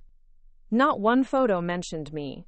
Not one caption expressed concern for my recovery. Not one comment from their friends asked about my well-being, because clearly Michael and Sarah hadn't mentioned my heart attack to anyone in their social circle. I was invisible. After 40 years of making their dreams possible, I had been edited out of their story entirely. The chest pain I'd been experiencing all evening suddenly intensified, and I felt that familiar crushing sensation that made me break out in a cold sweat. My hands shook as I reached for my phone to call 911, terrified that I was having another heart attack. But when the paramedics arrived and checked my vitals, they found that my heart was stable. The pain was real, but it was anxiety and stress manifesting as physical symptoms, what they called emotional cardiac response. Mrs. Morrison, your heart is actually doing very well, the lead paramedic explained, but severe emotional stress can definitely cause chest pain and other symptoms that feel exactly like a heart attack. Has something particularly upsetting happened today? I almost laughed. Something particularly upsetting. Like discovering that my son was posting glamorous vacation photos, while I'd spent the weekend paying a stranger to keep me from dying alone? I've been under some stress, I said simply. That's very common after cardiac surgery. The trauma of nearly dying. The realization of your own mortality. It can be overwhelming. Do you have family support? Someone you can talk to about what you're going through? I looked at the paramedic's concerned face and realized I couldn't even pretend anymore that I had family support. Not really, I admitted. They stayed with me for an hour, monitoring my vitals and making sure I was stable before they left. One of them, a young woman named Jessica, gave me her card before leaving. Mrs. Morrison, I want you to call us immediately if you have any more chest pain. But I also want you to consider talking to someone about the emotional side of your recovery. Cardiac rehabilitation programs often include counseling services. You don't have to go through this alone. Alone. There was that word again. After they left, I sat in my living room until nearly 3 a.m., looking at Sarah's photos over and over again. Each image felt like a slap in the face, a reminder of how little I mattered in the lives I'd spent decades supporting. But something else was happening too. Underneath the hurt and disappointment, I felt the first stirrings of something I hadn't experienced in years. Anger. Not the quick flash of irritation that comes and goes, but a deep, steady burn that seemed to be warming me from the inside out. Anger at being taken for granted. Anger at being treated as disposable. Anger at giving 40 years of my life to someone who couldn't be bothered to check on my recovery from major surgery. Tuesday morning brought a call from Dr. Hensley's office, checking on my progress and scheduling my follow-up appointment for Friday. How has your recovery been going, Mrs. Morrison? Any complications or concerns? I almost mentioned the anxiety attack, but something stopped me. Instead, I said, I'm managing, taking my medications on schedule, getting rest, eating well. Excellent. And how is your family support system? Are you getting the help you need at home? Again, I hesitated. Then I made a decision that surprised even me. Actually, I'm doing quite well on my own, better than I expected. It wasn't entirely true. I was struggling with loneliness and the physical limitations of recovery. But there was something liberating about not making excuses for Michael's absence, not covering for his selfishness, with explanations about how busy he was, or how important his work was. That's wonderful to hear. Independence is often a good sign of successful recovery. We'll see you Friday for your follow-up. After I hung up, I realized that not defending Michael felt like the first honest thing I'd said about our relationship in years. Wednesday afternoon, Michael finally called. Hey Mom, just checking in. How was your weekend? Did the home health aide work out okay? His voice was casual, cheerful, as if he were asking about the weather rather than my recovery from nearly dying. Carmen was very professional, I said carefully. Great! See, I told you everything would work out fine. Sarah and I had the most amazing time in Aspen. The weather was perfect, the skiing was incredible, and Sarah's feeling so much better. The fresh mountain air really helped with her morning sickness. I waited for him to ask how I was feeling, whether I'd had any complications, if I needed anything. The silence stretched between us. "Mom, are you there?" "I'm here." "You sound tired. Are you getting enough rest?" "I had some chest pain Monday night. The paramedics came to check on me." Finally, a note of concern crept into his voice. "Oh no, are you okay? Was it another heart attack?" "No, they said it was stress-related. Anxiety manifesting as physical symptoms." "Well, that's a relief. Anxiety is normal after what you've been through. You just need to stay positive and focus on healing." Stay positive, focus on healing, while he focused on ski slopes and spa treatments. "Michael, I saw Sarah's photos from your trip. Weren't they great?" She looked so happy and relaxed. The pregnancy has been stressing her out, but this weekend really recharged her batteries. "It looked very expensive." "Well, we figured this might be our last big getaway before the baby comes. Once Sarah's further along, traveling will be more complicated. We wanted to make the most of this time while we can still be spontaneous." Spontaneous. Like deciding to leave town while your mother recovers from major cardiac surgery. "How much did the weekend cost?" I asked, though I already regretted the question. "Mom, why does that matter? We're adults. We can afford our own vacations." Can you? Can you really afford luxury weekends in Aspen?" There was a pause. When Michael spoke again, his tone had shifted to something cooler, more defensive. "What's that supposed to mean?"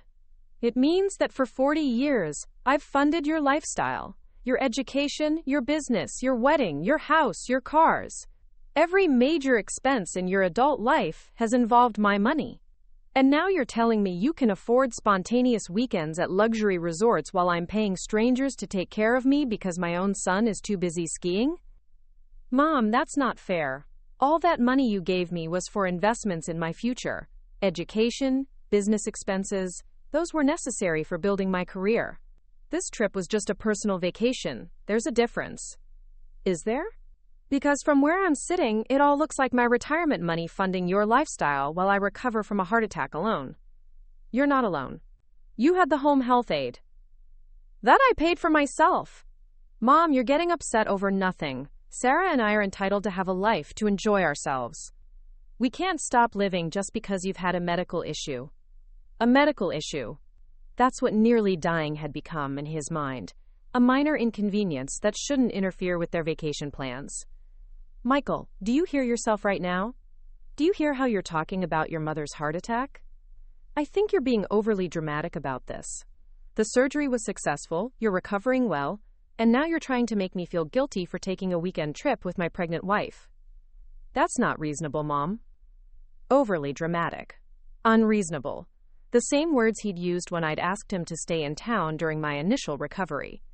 "You know what's not reasonable, Michael? Posting glamorous vacation photos while your mother sits at home, wondering if the chest pain she's having means she's dying. You know what's not reasonable? Not once, asking how I'm actually feeling or if I need anything. You said you were fine. You said the aid worked out and everything was handled. Because that's what you wanted to hear. You wanted me to say everything was fine so you could feel better about abandoning me." The silence that followed was deafening. When Michael spoke again, his voice was cold in a way I'd never heard before. "Mom, I think you need to talk to someone about this anger you're carrying. Maybe a therapist or a counselor. This resentment you're building up isn't healthy for your recovery." "My anger isn't the problem here, Michael. Your selfishness is." "I'm not going to listen to this anymore. When you're ready to have a rational conversation about this, call me back." And with that, he hung up.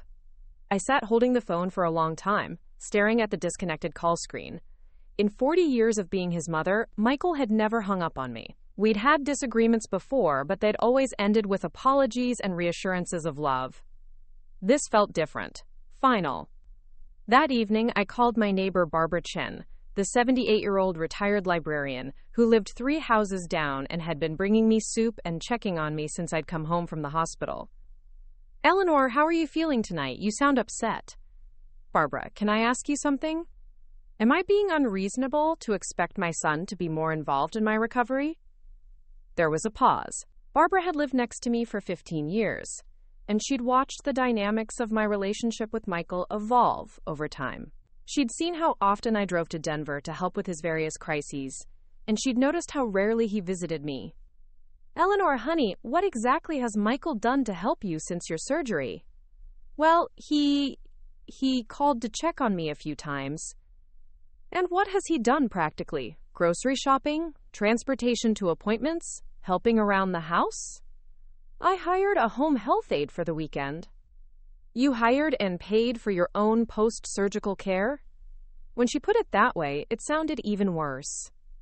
"He and Sarah went to Aspen for the weekend. Sarah's pregnant, and they thought the mountain air would help with her morning sickness." Barbara was quiet for a long moment. "Eleanor, I don't want to interfere in your family relationships, but I need to tell you something. My daughter lives in Seattle, and when I had my hip replacement last year, she took 2 weeks off work to stay with me. She slept on my couch, drove me to every appointment, and made sure I followed my physical therapy routine. That's what family does during medical crises.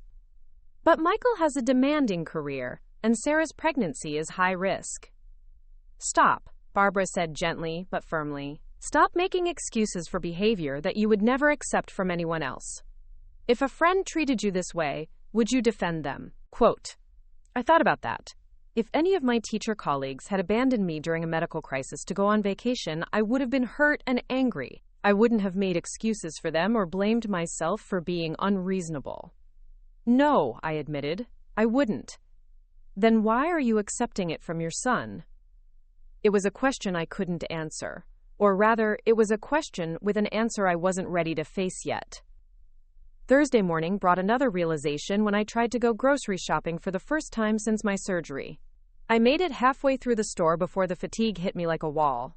My chest started aching, my breathing became labored, and I had to abandon my cart and call a taxi to take me home. As I sat in my kitchen, looking at my nearly empty refrigerator and cupboards, I realized that Michael's abandonment wasn't just emotionally painful, it was practically dangerous. I wasn't ready to handle normal daily activities on my own, but I had no choice, because my family support system consisted of one person, and that person was in Aspen posting Instagram stories about champagne brunches. I called the grocery store and arranged for delivery, adding another expense to my post-surgical recovery costs. Then I called a local taxi company to set up transportation for my Friday doctor's appointment, since Michael clearly wasn't going to offer to drive me. Each phone call, each expense, each task I had to handle alone reinforced the same painful truth. I was on my own in a way I'd never been before, even during the worst days after David's death. When David died, I'd had Michael. He was only 8 years old, but he was still my family, my reason to keep going, my hope for the future. I'd rebuilt my life around him, shaped every decision around his needs, sacrificed my own dreams to make his dreams possible. But now, when I needed him most, he was nowhere to be found. That night, as I lay in bed taking my evening medications and listening to the silence of my empty house, I made a decision that I knew would change everything. I was done making excuses for Michael's behavior. I was done accepting treatment that I would never tolerate from anyone else. I was done being reasonable and understanding, while he treated me like an optional accessory to his life. Most importantly, I was done funding a lifestyle for someone who saw me as nothing more than a convenient ATM.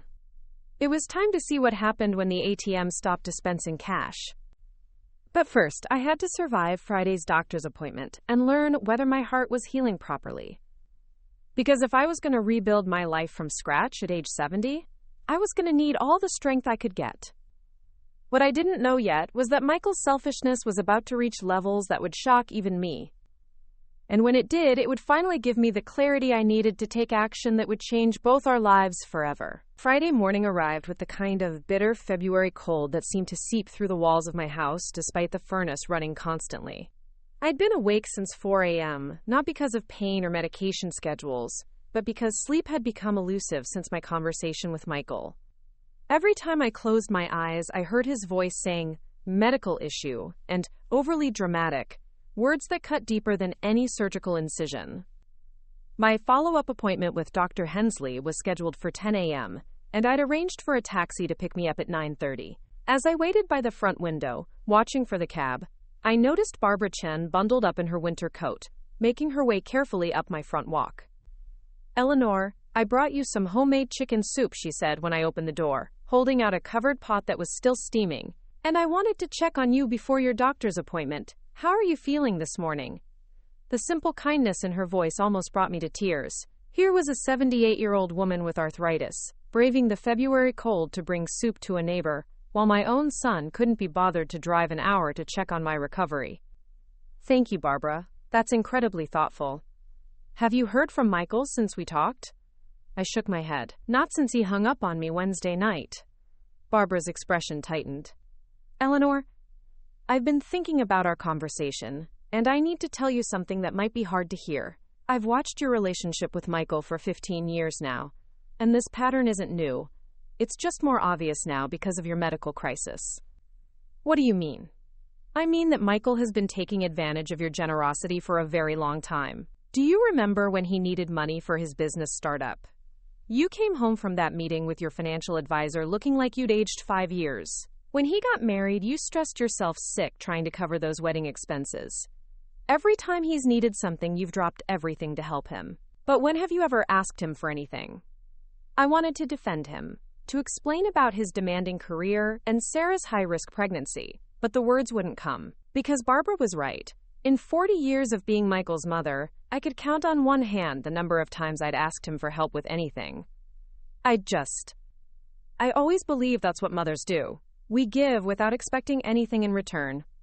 Quote, "Giving without expecting anything in return is love, Eleanor, but what you've been doing goes beyond that. You've been training Michael to see you as a resource rather than a person with needs of your own."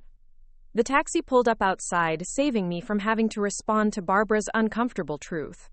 "We'll talk more when you get back," she said, squeezing my hand. "But Eleanor, please remember that you deserve better than this.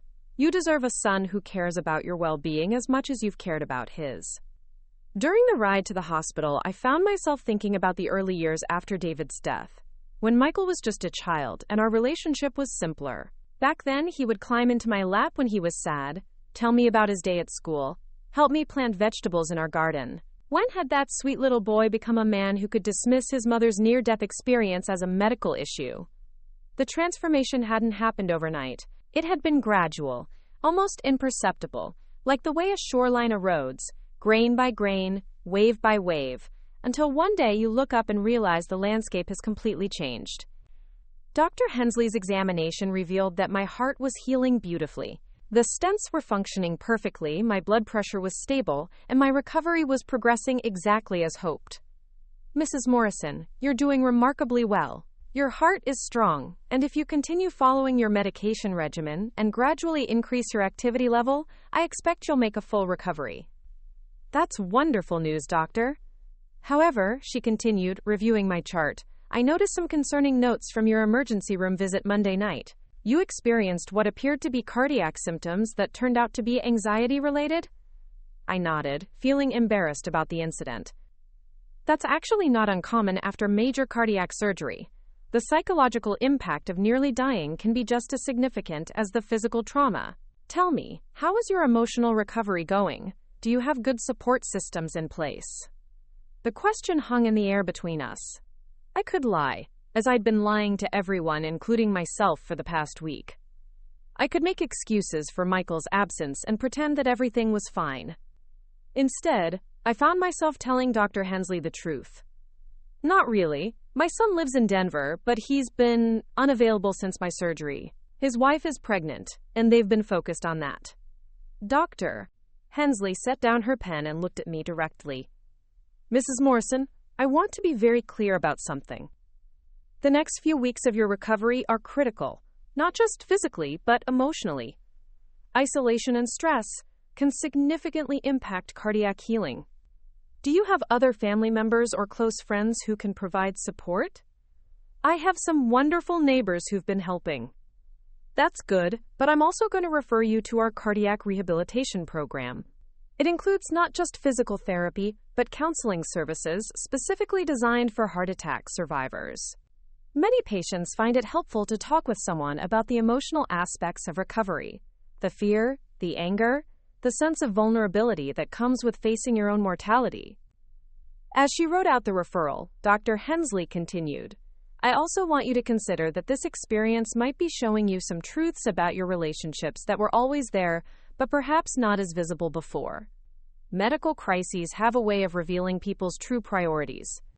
Her words echoed Barbara's observations, and I felt that familiar tightness in my chest. Not the dangerous kind that had sent me to the emergency room, but the emotional compression that comes with recognizing an uncomfortable truth. On the taxi ride home, I thought about Dr. Hensley's comment about medical crises revealing people's true priorities. Michael's priorities had been crystal clear. Sarah's morning sickness outranked my heart attack. A ski vacation mattered more than his mother's recovery. His comfort with spending money on luxury weekends contrasted sharply with his absence when I needed basic family support. But my priorities had been revealed too. For 40 years, I'd prioritized Michael's happiness above my own well-being, his dreams above my security, his convenience above my needs. I'd trained him to expect this dynamic, and now I was reaping the consequences of that training. When I arrived home, I found several missed calls on my answering machine. My heart leaped for a moment, hoping one might be from Michael. Perhaps he'd realized how badly our conversation had gone and wanted to apologize. Instead, there were 3 messages from Sarah. Hi, Eleanor, it's Sarah. I just wanted to check in and see how you're doing. Michael mentioned you had some chest pain earlier this week, and I wanted to make sure you're okay. Give me a call when you get this. Quote.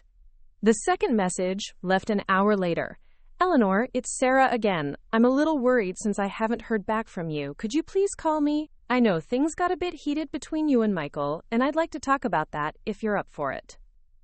The third message, left just 30 minutes before I'd arrived home. Eleanor, this is Sarah. I'm going to keep calling until I hear from you because I'm genuinely concerned. Please call me back as soon as you get this.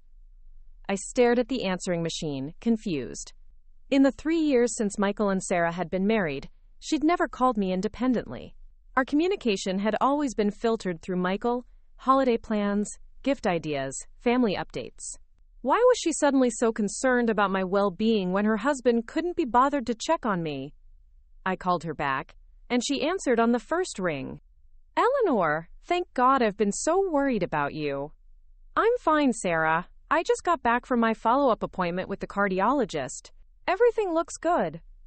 That's such a relief. Listen, I know Michael told me about your conversation Wednesday night, and I think there's been a huge misunderstanding. A misunderstanding? That was an interesting way to characterize Michael hanging up on me after I'd called out his selfishness. What kind of misunderstanding? Well, Michael is feeling terrible about how things went between you two. He's been beating himself up about it all week. The thing is, Eleanor, he's been under incredible stress lately. The pregnancy has been so much harder than we expected. I've been really sick, and we've had some scary moments with spotting and cramping. Michael's been terrified that we're going to lose the baby. I felt a familiar twist in my stomach, that automatic response to make excuses for Michael's behavior, to prioritize his stress over my own needs. I'm sorry to hear you've been having complications, Sarah. Thank you. The thing is, Michael has been trying to handle everything. Taking care of me, managing his business, dealing with the pregnancy stress. And I think when you called him after his trip, he just snapped under the pressure. He didn't mean what he said about your recovery being a, quote, medical issue. He's actually been really worried about you. Really worried. So worried that he'd gone skiing and posted glamorous vacation photos while I recovered alone. Sarah, if Michael is so worried about me, why hasn't he called to apologize? Why hasn't he offered to help with anything during my recovery? That's what I want to talk to you about. See, Michael thinks you're angry with him, and he's afraid to call because he doesn't want to upset you further while you're recovering.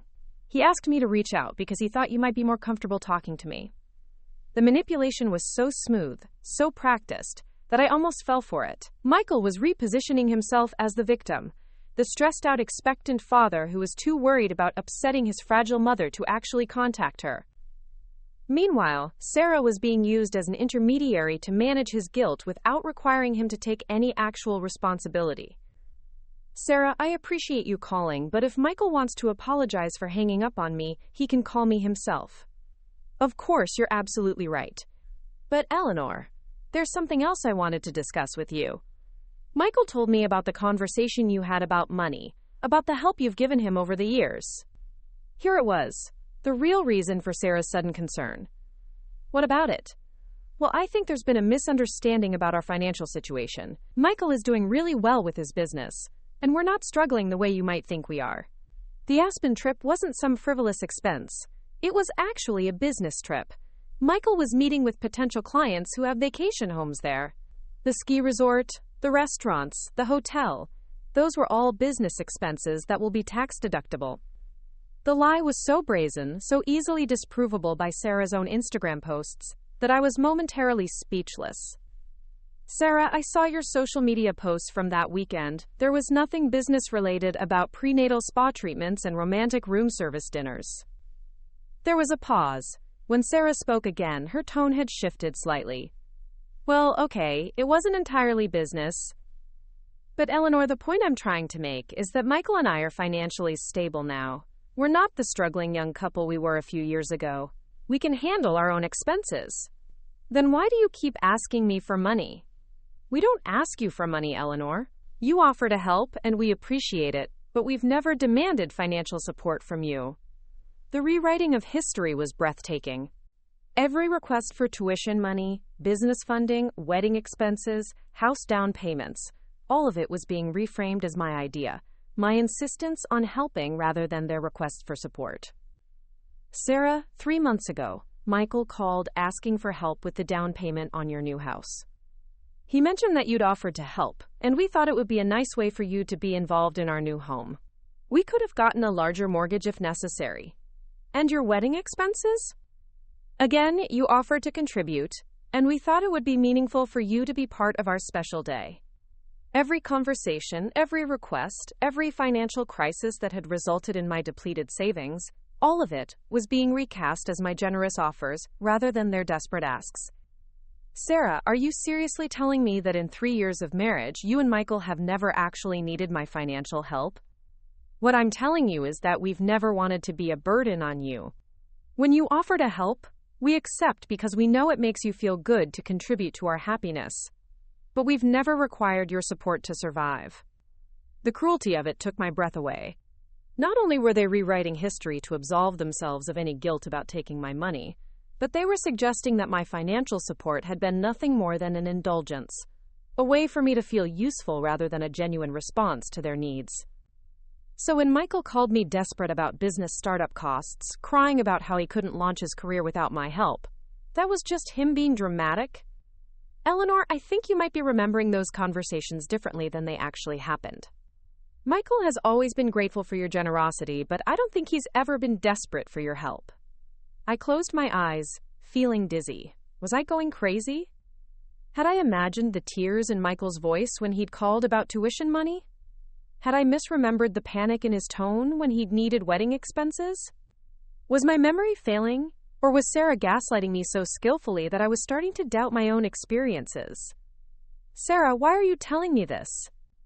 Because I think there's been a misunderstanding about our relationship dynamics, and it's causing unnecessary tension between you and Michael. You seem to think that we owe you something because of the money you've given us over the years. But gifts don't come with strings attached, Eleanor. When you give someone money as a gift, you can't later use it as emotional leverage. Emotional leverage. My 40 years of sacrifice had been reduced to manipulation tactics. I see. I hope you do see, because I really want us to have a good relationship. You're going to be this baby's grandmother, and I want our child to know you and love you. But that's only going to be possible if we can move past this resentment and establish healthier boundaries. Healthier boundaries. Code 4. Stop expecting anything from us in return for your decades of support. What kind of boundaries are you suggesting, Sarah? Well, for starters, I think it would be better if financial matters stayed between Michael and me going forward. We're adults, and we need to handle our own expenses without involving extended family. It's not fair to put that kind of pressure on you, especially at your age. At my age, as if being 70 meant I was too old and confused to make decisions about my own money. And what about emotional support? Family relationships that involve more than just financial transactions? Of course we want to maintain a close relationship with you. But Eleanor, you have to understand that our primary responsibility is to each other and our growing family. We can't drop everything every time you have a medical issue or emotional crisis. We have our own lives to live. Medical issue. There was that phrase again, minimizing my heart attack to the level of a minor inconvenience. I understand perfectly, Sarah. I'm so glad. I was worried this conversation might be difficult, but you're being very reasonable about everything. Reasonable. Just like Michael had said, I was always so reasonable, always so understanding, always so willing to accept less than I deserved. Sarah, can I ask you something? Of course. When you were posting those photos from Aspen, celebrating your pregnancy and your perfect weekend getaway, did it occur to you that Michael's mother was home alone, 5 days post-cardiac surgery, wondering if anyone in her family cared whether she lived or died? The silence stretched between us. When Sarah finally spoke, her voice had lost its warm, conciliatory tone. Eleanor, I think you're being a little unfair. We didn't know you were having anxiety about your recovery. If you had called and told us you were struggling, we would have... You would have what? Cut your vacation short? Canceled your spa appointments? Actually put my well-being ahead of your own pleasure? We would have been supportive in whatever way we could while still maintaining appropriate boundaries. Appropriate boundaries. The phrase that allowed them to justify any level of selfishness as healthy self-care. I see. Well, Sarah, thank you for clarifying our family dynamics for me. I understand now exactly where I stand in your priorities. Eleanor, please don't be like this. I'm trying to help you understand. Oh, I understand perfectly. And Sarah? Since you and Michael are financially stable and don't need my support, and since you want to establish healthier boundaries, I think it's time for me to step back and let you handle your own expenses completely. Another pause. What do you mean? I mean that I'm going to take your advice about boundaries very seriously. No more financial gifts. No more offers to help with expenses. No more involving myself in your adult financial decisions. You're absolutely right. It's not appropriate for someone my age to be providing support to a successful young couple. Eleanor, I didn't mean. And since my medical issues are too burdensome for your busy lives, I'll make sure to handle any future health crises without involving you. I wouldn't want to put unfair pressure on you during your pregnancy. You're twisting my words. Am I? I'm just accepting the boundaries you've outlined. Isn't this what you wanted? I could hear Sarah breathing heavily on the other end of the line, probably realizing that her manipulation had backfired spectacularly. Eleanor, I think we should table this conversation until everyone has had a chance to cool down. I'm perfectly calm, Sarah. In fact, I haven't felt this clear-headed in years. After I hung up, I sat in my kitchen for a long time, staring at the phone. The conversation with Sarah had accomplished something that weeks of hurt feelings and sleepless nights hadn't managed. It had shown me exactly how Michael and Sarah viewed our relationship. I wasn't a beloved mother and mother-in-law whose support had made their dreams possible. I was a convenient resource whose contributions could be redefined as unwanted gifts whenever accountability became uncomfortable. My financial sacrifices weren't seen as love. They were seen as attempts at emotional manipulation. My need for basic family support during a medical crisis wasn't seen as reasonable. It was seen as burdensome and inappropriate. Most devastating of all, they genuinely believed that they were the victims in this situation. In their minds, I was the unreasonable old woman who was trying to use money to control their lives, rather than the devoted mother who had given everything and was now being discarded when she needed help in return. But Sarah had also given me something invaluable, though she probably didn't realize it. Permission to stop. Permission to stop making excuses for their behavior. Permission to stop accepting treatment I would never tolerate from anyone else. Permission to stop funding a lifestyle for people who saw my generosity as an annoying obligation rather than a gift of love. That evening, I called the cardiac rehabilitation program Dr. Hensley had recommended and scheduled my first appointment. Then I called Barbara Chen and asked if she'd like to have dinner together, my treat, at the nice Italian restaurant downtown. Are you celebrating something, Eleanor? In a way, yes. I think I'm celebrating the beginning of the rest of my life. As I got ready for dinner, I caught sight of myself in the bedroom mirror. The woman looking back at me was thinner than she'd been 2 weeks ago, with new lines around her eyes and gray roots that needed touching up. But there was something else there, too. A clarity in her expression that hadn't been there before.